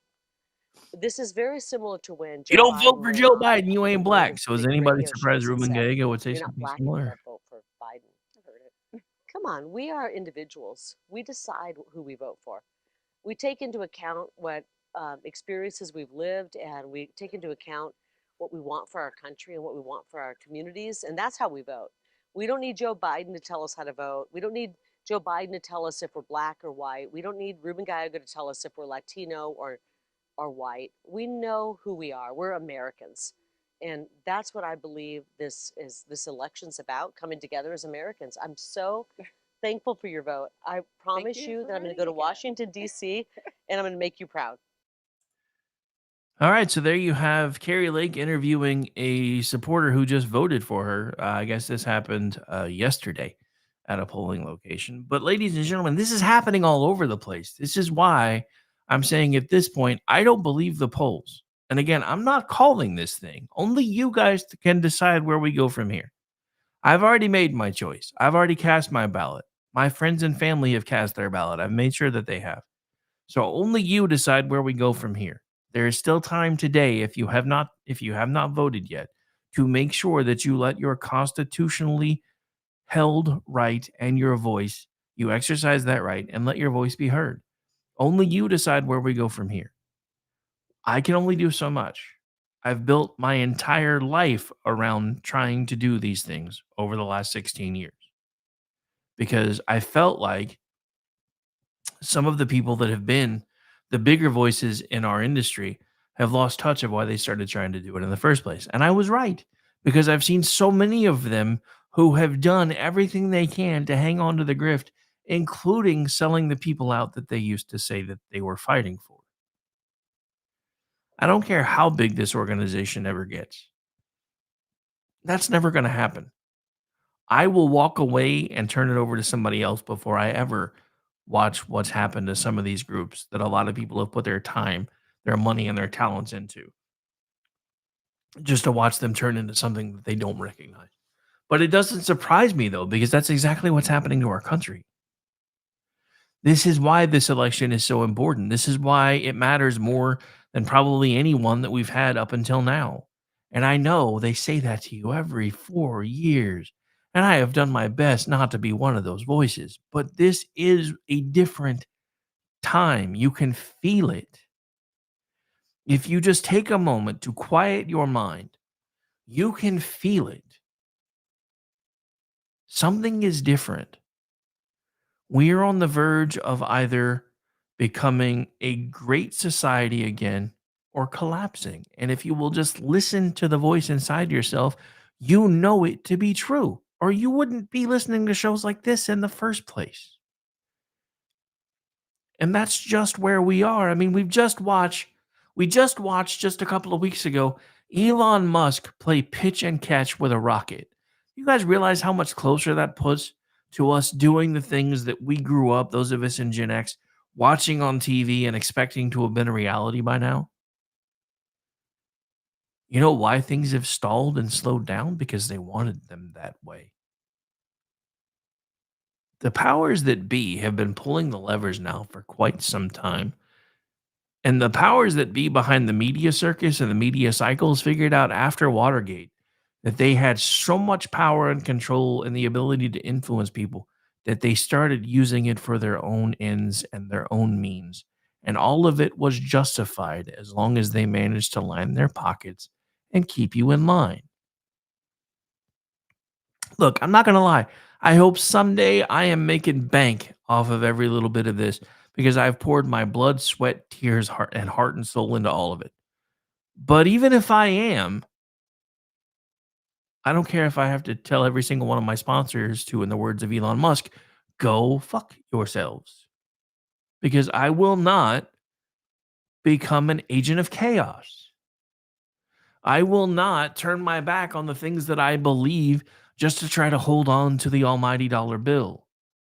I would rather let this thing burn to the ground and have to go back to work than to give up on the things that I believe in. And I know you've heard a lot of people say those words to you over the years. But again, there's a reason that man's picture is hanging above my head. He has been my inspiration for a long time. And believe it or not, and since we do have new people listening, you may not know this, but there's a bit of a parallel, which I thought was rather odd. Years ago, I was on a station out of Philadelphia, New Jersey, WNJC 1520. At the time, I worked for Southwest Airlines. Their call letters were WN in the airline industry. So I thought that was an interesting little side touch. So then I started looking into the station itself when they said that they wanted to carry my show. And it turns out that was the very first network station outside of Rush Limbaugh's home area to carry his broadcast. And oddly enough, the programming director at the time told me point blank, I don't usually bring in solo shows. Normally, I feel like people need a co-host or somebody to bounce off of. But I don't think you need that. And then he went on to say something that almost made me cry at the point. He said, "You remind me of somebody." And he mentioned Rush by name. Now, I am not ever going to claim that I'm going to try to fill those shoes, any of the above, because nobody could do it. Nobody. And I mean absolutely nobody. That man changed the AM radio industry for forever. And now the government's trying to kill AM radio. I wonder why. Do you guys realize that's happening? You know who else is trying to kill AM radio? George Soros. You know who let him do it? The FCC. They are about to change the shape of how you get your information, whether you like it or not. And if we don't stop this crap by putting our foot down and saying, look, we are Americans. We have the right to decide our own destiny. And because of that, we are siding with this man who did everything he could the first time to make us free again. That's what we're up against right now, ladies and gentlemen, whether you want to realize it or not. These people have no ideas. This is why they keep you fighting with one another. This is why they keep you in your little boxes. This is why they keep making you feel bad about everybody else. Be like, well, look at, they shouldn't have that money to get that private jet. That should be going to feed the homeless. You know how many people get fed because they bought that private jet? Thousands of people were employed to design the jet, to build the jet, to fuel the jet, to work on the jet, all because they had the money to purchase it. When you look at things from the liberal perspective, nothing makes sense. And that's just the truth of it. And I don't mean liberal in the classic liberal sense. And I'm saying this right now as a conservative. We need to take that word back. Because in any other time in history, we would be the liberals because we're the free thinkers. We're the ones who think that people don't have to be controlled. We're the people that think the government doesn't need to keep you under thumb. We're the people who think that you have the right to determine your own best self-interest should you choose to do so, as long as you're not being harmful to yourself or anybody else. Somehow that is all now a bad thing. And I don't really understand why. All right, I haven't taken a monologue break at all yet today, and I'm going to have to take one. We'll be back in probably about 3 minutes. Stay tuned. My name's Rick. This is my show. A couple more segments coming to you on the other side of this one. And then don't forget, we'll be back tonight starting at 7 p.m. Eastern, and I don't know when we're going off the air, either until we have results or until they say, we're taking our balls and going home like they did in 2020. So we'll see what happens. We'll be right back. You're listening to KLRNradio.com.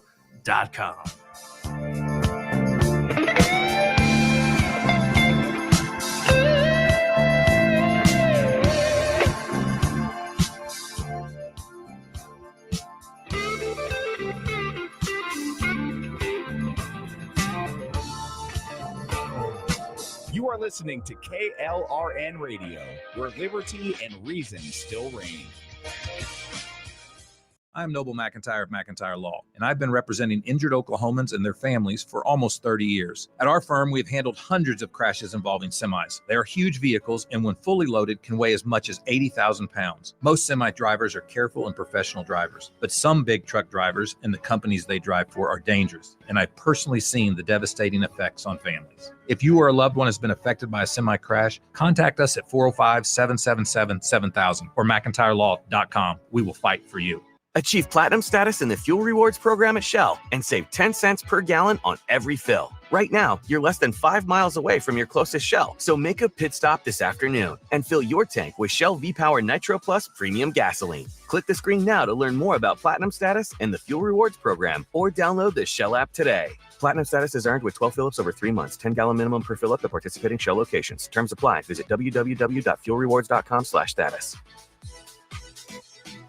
It's back to school season for the kiddos, which means it's the perfect time to get your vacay on. Beaches are empty, resorts are quiet, and Cheap Caribbean Vacations has fall vacay deals up to, wait for it, 45% off. Plus, you can score more site-wide savings and take an extra $50 off your booking now through September 5th.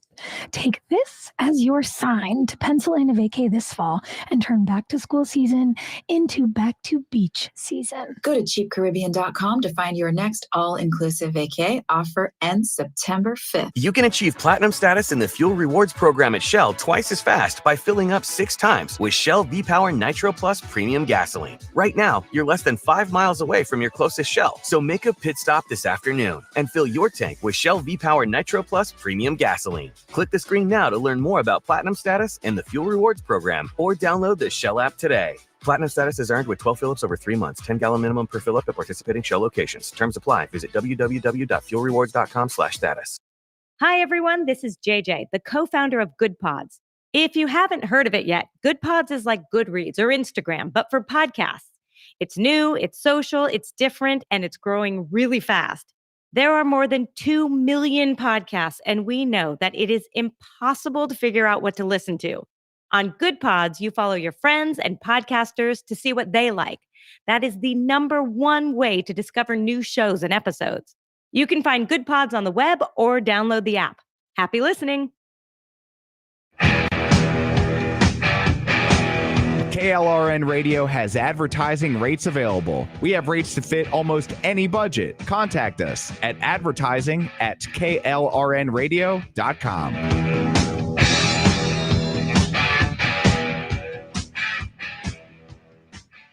Hey, this is Sean with the Edge of Liberty.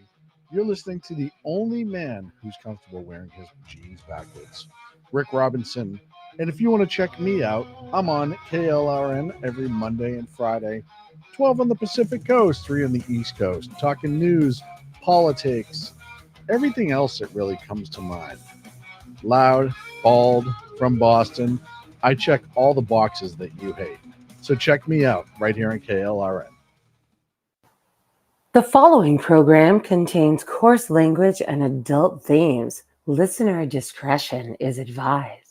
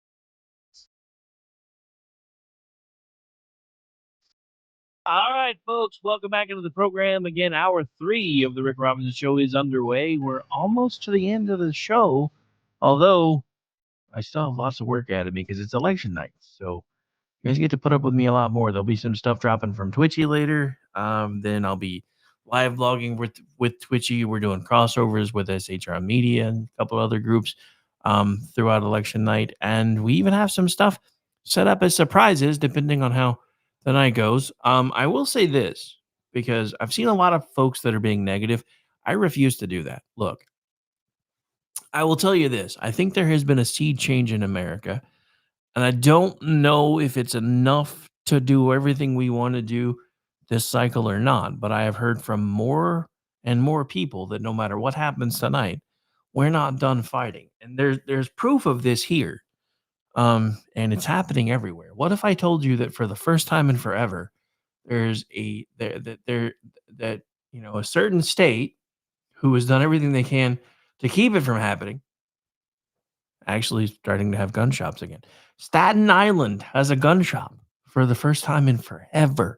Now it's in a soft opening phase, and of course, New York's doing everything they can to try to quash it, crush it, all of the above.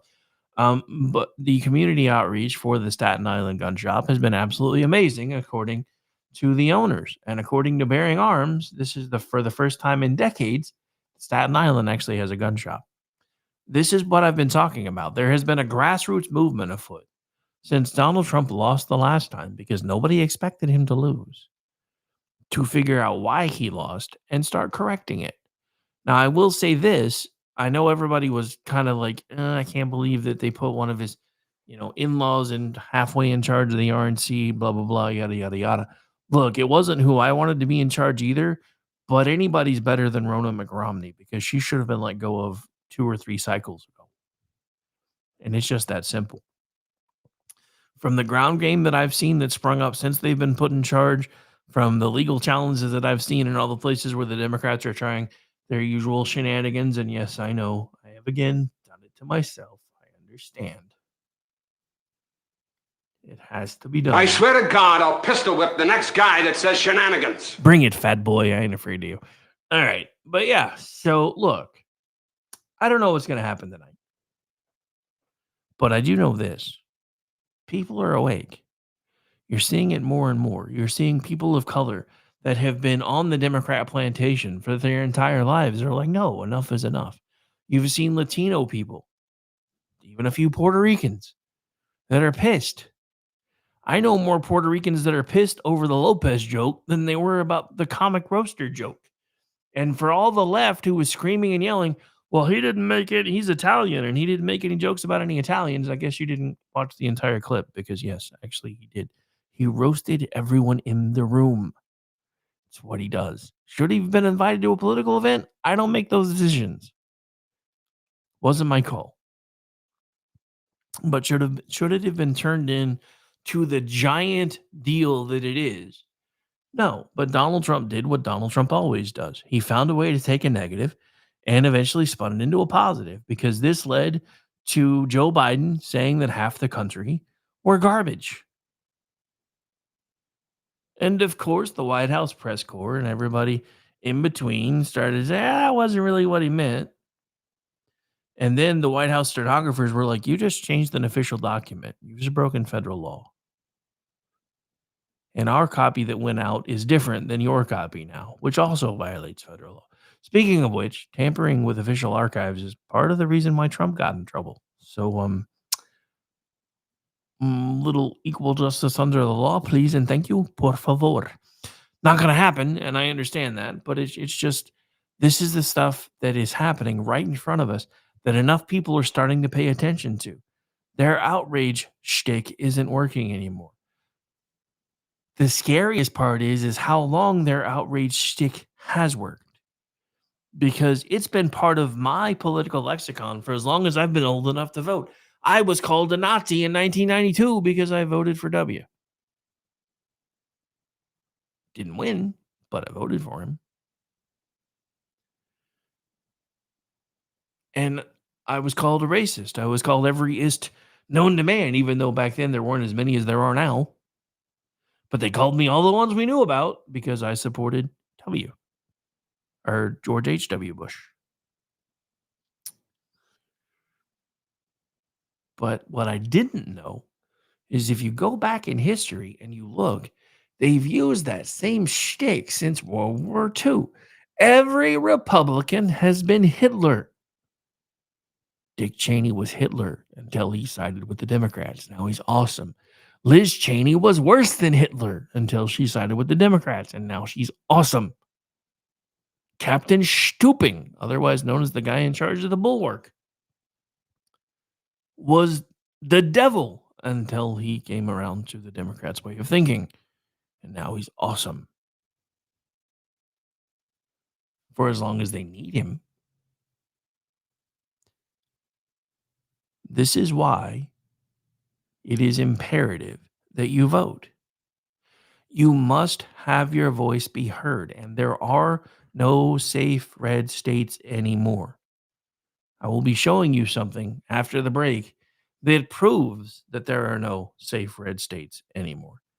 Unfortunately, we do have to take one more break. This will be the last one for the final hour, most likely. And well, I'm hoping. But we'll be right back because, when we come back from the break, I have something that I want to show you from Oklahoma City. in the heart of the state where all 77 counties have gone red for Trump, not once, but twice, there's a particular thing hanging in the middle of a polling location that will astound some of you. This is why I keep telling you, we cannot keep pretending that the safe red states are safe red states anymore. My name's Rick Robinson. I'll be right back. Stay tuned.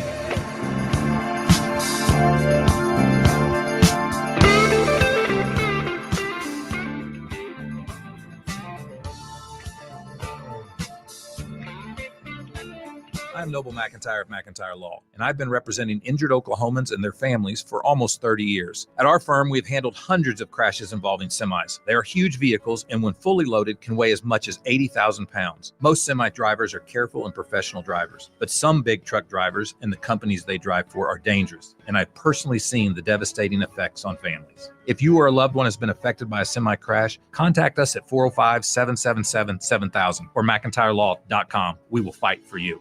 Achieve platinum status in the fuel rewards program at Shell and save 10 cents per gallon on every fill. Right now, you're less than 5 miles away from your closest Shell, so make a pit stop this afternoon and fill your tank with Shell V-Power Nitro Plus Premium Gasoline. Click the screen now to learn more about platinum status and the fuel rewards program, or download the Shell app today. Platinum status is earned with 12 fill-ups over 3 months, 10-gallon minimum per fill-up at participating Shell locations. Terms apply. Visit www.fuelrewards.com/status. It's back to school season for the kiddos, which means it's the perfect time to get your vacay on. Beaches are empty, resorts are quiet, and Cheap Caribbean Vacations has fall vacay deals up to, wait for it, 45% off. Plus, you can score more site-wide savings and take an extra $50 off your booking now through September 5th. Take this as your sign to pencil in a vacay this fall and turn back to school season into back to beach season. Go to cheapcaribbean.com to find your next all-inclusive vacay. Offer ends September 5th. You can achieve platinum status in the fuel rewards program at Shell twice as fast by filling up 6 times with Shell V-Power Nitro Plus Premium Gasoline. Right now, you're less than 5 miles away from your closest Shell, so make a pit stop this afternoon and fill your tank with Shell V-Power Nitro Plus Premium Gasoline. Click the screen now to learn more about platinum status and the fuel rewards program, or download the Shell app today. Platinum status is earned with 12 fill-ups over 3 months, 10-gallon minimum per fill-up at participating Shell locations. Terms apply. Visit www.fuelrewards.com/status. Hi, everyone. This is JJ, the co-founder of Good Pods. If you haven't heard of it yet, Good Pods is like Goodreads or Instagram, but for podcasts. It's new, it's social, it's different, and it's growing really fast. There are more than 2 million podcasts, and we know that it is impossible to figure out what to listen to. On Good Pods, you follow your friends and podcasters to see what they like. That is the #1 way to discover new shows and episodes. You can find Good Pods on the web or download the app. Happy listening. KLRN Radio has advertising rates available. We have rates to fit almost any budget. Contact us at advertising@klrnradio.com.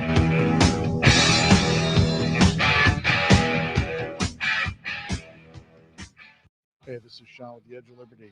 You're listening to the only man who's comfortable wearing his jeans backwards, Rick Robinson. And if you want to check me out, I'm on KLRN every Monday and Friday, 12 on the Pacific Coast, 3 on the East Coast, talking news, politics, everything else that really comes to mind. Loud, bald, from Boston. I check all the boxes that you hate. So check me out right here on KLRN. The following program contains coarse language and adult themes. Listener discretion is advised. You damn right it does. Let's go. Not afraid to take a stand, everybody, come take my hand, we'll walk this road together, through the storm, whatever weather, cold or warm, just letting you know that you're not alone, not afraid, take a stand, Uh-oh, hang on. I hit a button. Whoops, my bad. That's what I get for playing with the sound effects pad right before we're coming back from break. Because yeah, that was interesting though. Maybe I should do the rest of the show like this. What do you guys think? We represent The Lollipop Guild. The Lollipop Guild. The Lollipop Guild. All right, that's enough of that. All right, so we're back. We're live. Sorry, technical difficulty led me down a little bit of a rabbit hole there for a second, but we have important things to do. Oh, all right. So anyway, no. It's Peanut the Squirrel's ghost. Just saying. Okay, that's better now. Yeah, sorry, I got thrown a softball from the chat. I had to run with it, but yeah. Anyway, I really should have done something with that. Come to think of it, I wish I had thought of it before now. All right, but anyway, so here's some. Well, first of all, what I promised you guys I was going to show you, I started digging around in some stuff, so I got distracted. So this is in Oklahoma City. You heard me right. This is in Oklahoma City. Undisclosed polling location in Oklahoma City. Well, I guess it's actually not undisclosed because it's New Covenant Christian Church in Oklahoma City. Now, I would like to point out that it is supposed to be illegal to have anything resembling this in a polling place pretty much anywhere in the country, and yet here we are. Now, again, there's not anything that really shows any indication that this is a polling location. I mean, I don't see any of the voting sign stuff. I don't see anything that, shows the little areas where it says, the little, in Oklahoma, they use like cardboard little prop ups to make the voting places distinct and different if they're on tables. So take this with a grain of salt, but at the same time, now apparently, I guess it's been taken down because somebody in the thread called a particular number and said, "Hey, you're not supposed to have that here." But this just goes to show you that things aren't the way they used to be. There are no safe red states anymore. There are pockets of blue popping up in Oklahoma. One of them has always been Norman because it's a university town. But now Oklahoma City is becoming kind of an I'll shoot a Norman when it comes to the blue tent because of things like gentrification, because we now have things like condos and all these things that bring the yuppies into town, which everybody says is going to make our economy so much better.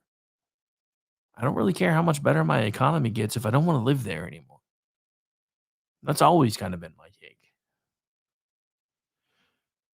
All right. So, interesting little side notes here because I found this earlier.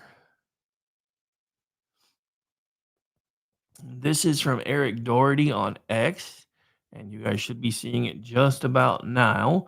Presidential bellwether alert. Duval County, Florida has voted to the left of Georgia in every recent U.S. presidential election. So as of right now, Duval County total votes, Republican 41.4%, up 3.1%, Dim 38.4%, no party affiliation 17.5%.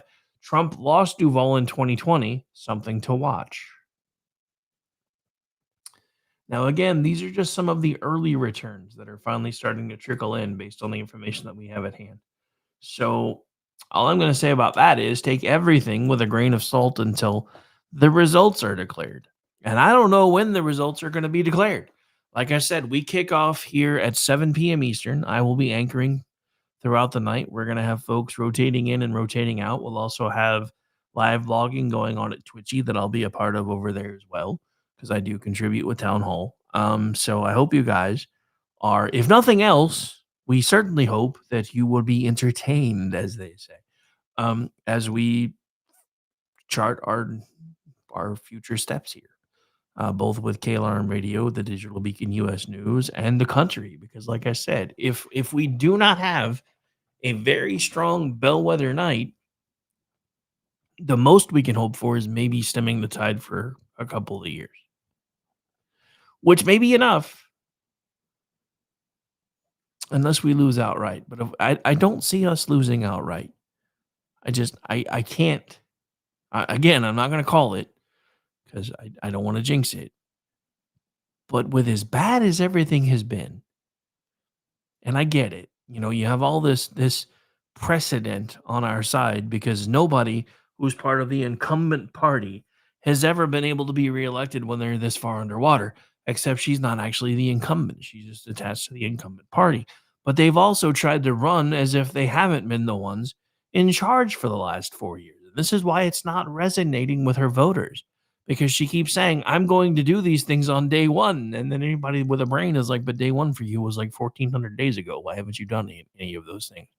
Well, Rick, you don't understand. She's not the president. Well, no, she's not, but it's become apparent for at least the last 2 years that the man is a vegetable and pretty much somebody's been getting things done and it wasn't him. So why wasn't she trying to sway people to say, hey, maybe we should do this? Now she's trying to tell everybody, I'm not going to tell you what kind of car you can drive. When just a couple years ago, she was telling you that by 2040, we're going to have all zero emission vehicles. And I'm rounding up because I don't remember the exact date, but I think it was like 2035, something around there.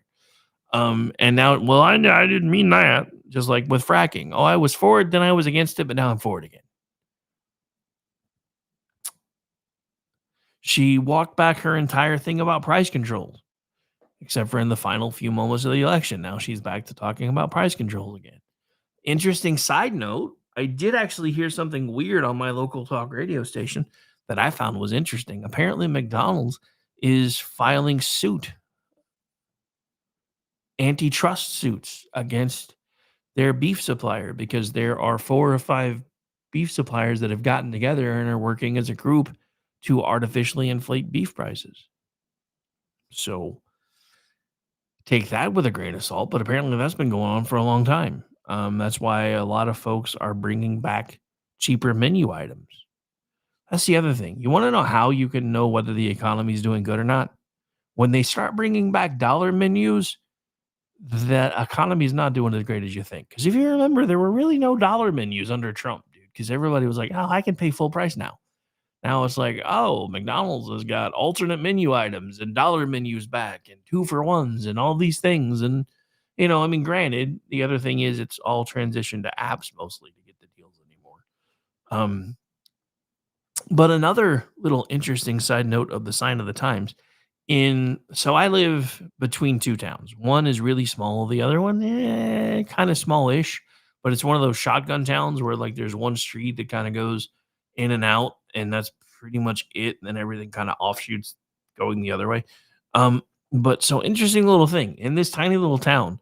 The other day, for some reason, my McDonald's app wasn't working. I eat McDonald's probably more than I should. I love the app too because I don't have to wait in line at the drive-thru. I just tell it what I want. I pay for it, and then I go pull in one of the "we're going to bring it to you" spots. And then usually in 5 minutes or so, they're bringing my food to me while everybody else is waiting in line in the drive-thru. So the other day, I couldn't get it to work, and I didn't want to go inside. So I went to the drive-thru. They're like, I'm sorry. We take all of our orders through the app now. So what do you do if the app doesn't work? You go inside. Why do I need you telling me that Yeah, sign of the times, ladies and gentlemen. The world, it is a changing, and I don't necessarily know if all the changes are going to be for the good or not. I just don't. I just don't. All right, let's take one more quick spin around the news cycle, see if we have anything else popping out as we get to about the last 15 minutes or so. Well, I say or so, but actually less than 15 at this point. Unfortunately, I have to go play bus driver, so I can't stay late. Besides, I'm going to be... Ooh, let's see. Matt Margolis has a new article up that's just come out, actually, within the last 45 minutes from our friends at PJ Media, of course. So let's make sure that we're in the right spot. Make sure that you guys can see it, and should have it on your screens now for those of you following along on the video feeds. Pennsylvania preview, the tipping point state. Dun, dun, dun. In 2000, the entire election hinged on Florida. Calling that election close would be the understatement of the century. This year, all eyes are on Pennsylvania, which is why every single Democrat right now has clenched butt cheeks and clenched teeth because they're like, why the hell didn't she pick Shapiro? Anyway, which is widely regarded as this year's tipping point state. And boy, are the polls close. Overall, Donald Trump has been polling well in Pennsylvania, winning most of the recent polls, albeit by slim margins. As of today, he has a slim 0.3% lead in the Real Clear Politics average in Pennsylvania. Senator John Fetterman, Democrat, Pennsylvania, admitted in an interview with the New York Times last month that he was concerned that Trump would win Pennsylvania. He said he's observed the unwavering intensity of Trump supporters in his state, from sprawling Trump merchandise stores in deep red counties to the long lines at Trump rallies. Fetterman described the loyalty as more than just support. It's a full-blown movement that he acknowledges actually does exist.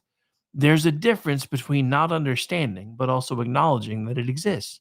And anybody that spends time driving around and you can see the intensity, he said. It's astonishing. I was doing an event in Indiana County, very, very red, and there was a superstore of Trump stuff. And it was 100 feet long, and it was dozens of t-shirts and hats and bumper stickers and all kinds of, it's like, where does this all come from? It's the kind of thing that has taken on its own life, and it's like something very special exists there. And that doesn't mean that I admire it. It's just, well, it's real. He also believes that Elon Musk's endorsement of Trump has lent significant credibility to Trump's appeal. Musk's influence, Fetterman suggested, could resonate with everyday voters in blue-collar regions like Scranton. Musk's status as a highly admired figure like Tony Stark to many adds weight to his support for Trump, a factor Fetterman said is going to really matter. Fetterman's concerns extend beyond Musk's endorsement, however. He noted with dismay how Trump's appeal has penetrated traditional Democratic strongholds and labor unions. He referenced the Teamsters' refusal to endorse a Democrat this election and recalled a conversation with a steelworkers union president who reported that around 60% of his members backed Trump in 2016, a trend that continues through to 2024 today, with union support steadily drifting away from Democratic candidates. If Kamala Harris loses Pennsylvania, her path to an electoral victory ends quickly. Assuming Trump wins Arizona, Georgia, and North Carolina, she must win all three Great Lakes battleground states. Of course, there is another race in Pennsylvania we have to watch, the Senate race. While incumbent Democrat Bob Casey Jr. has consistently led in the polls there, his margin has tightened to within the margin of error, with some polls showing the race tied. It's reasonable to assume that if Trump pulls off a victory here, he can carry Republican David McCormick across the finish line. For what it's worth, Casey has shown that he thinks Trump has the advantage in his state. Last month, he launched an ad that distanced himself from both Biden and Harris while appealing directly to swing voters by aligning with Trump on key issues. Casey seems to be recognizing Trump's rising influence in the state and understands that securing his reelection may depend on appealing to Trump's base. So what's going to happen? We'll be keeping a close watch for you. That's what's going to happen.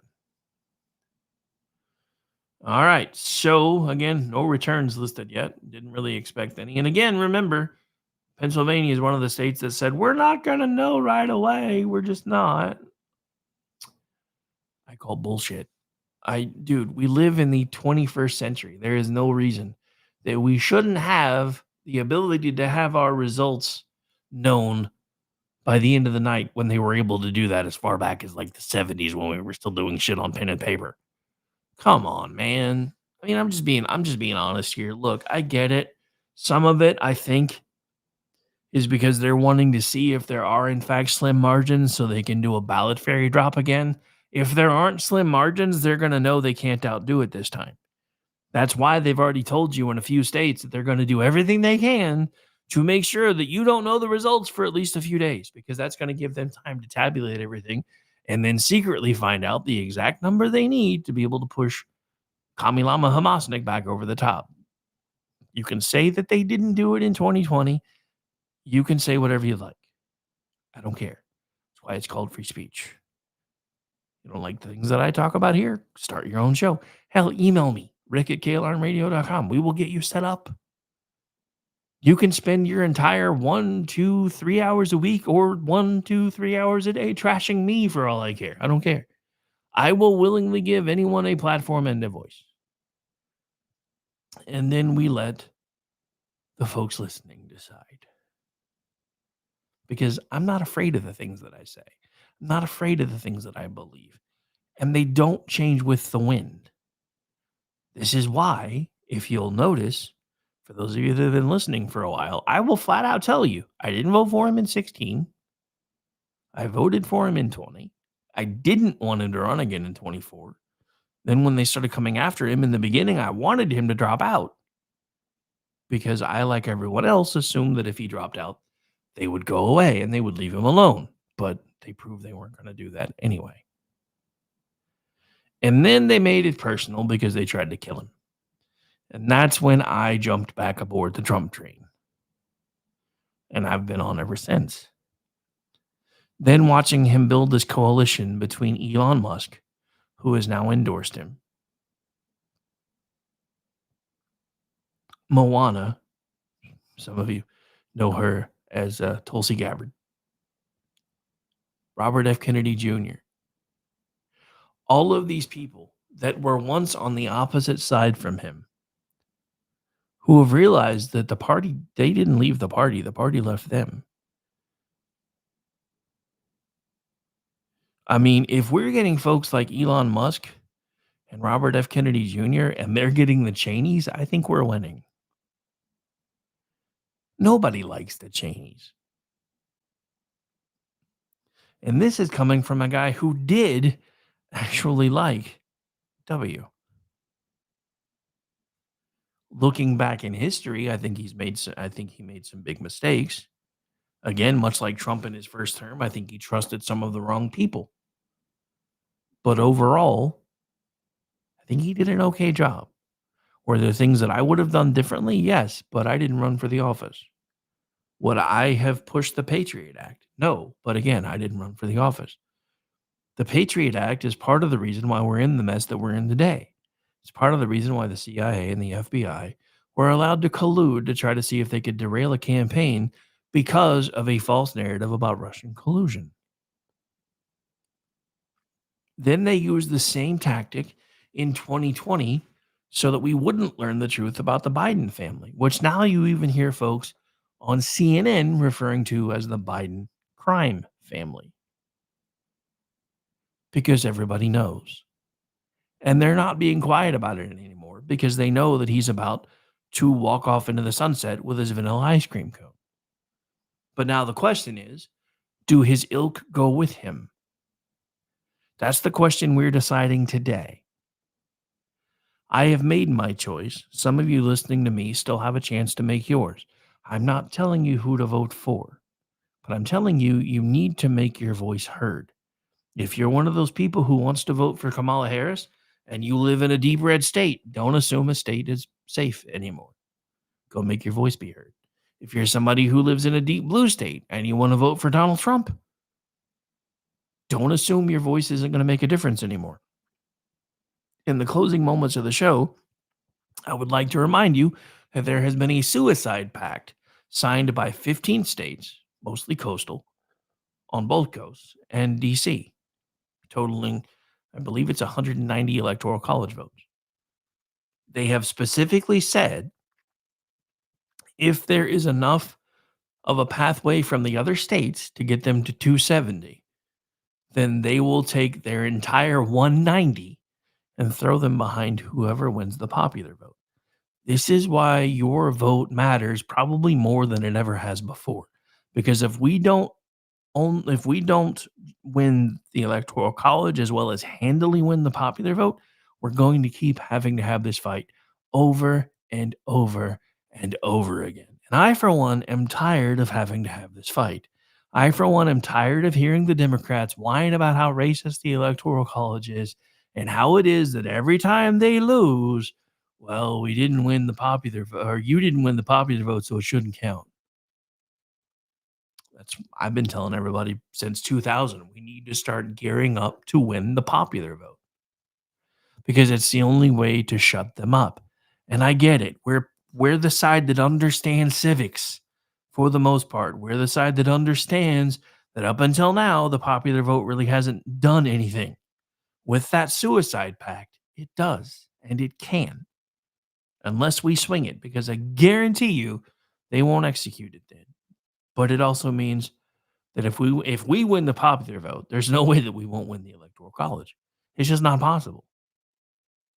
It's not. It can be possible with the Electoral College makeup for a Democrat to win the popular vote and still lose the Electoral College. It is not possible with the current makeup for a Republican to win the popular vote and still lose the Electoral College. This is why we need to make it a foregone conclusion, because it's the only way that these people are going to understand that we have gone as far as we're going to go with this shit. And it really is just that simple. Well, believe it or not, folks, we are just about out of time. I don't know where the last 3 hours went, but that's pretty much it for me. We're going to have to get out of here. Like I said, I got to go play bus driver real quick for my granddaughter. Then we got to come back and I got to try to get a couple of articles in the bank. And then I got to start kicking things off here after I grab a quick bite at about 7 Eastern. My name's Rick. This is my show, and we got to go. Hope everybody's enjoyed the broadcast today. I'll be back tomorrow and also later tonight, 7 p.m. Eastern. Stay tuned. Bye, everybody. Unfortunately, at this point, I do have to tell you, though, that this one is over. What? Over? Did you say over? Nothing is over until we decide it is. Was it over when the Germans bombed Pearl Harbor? Hell no! Closing time.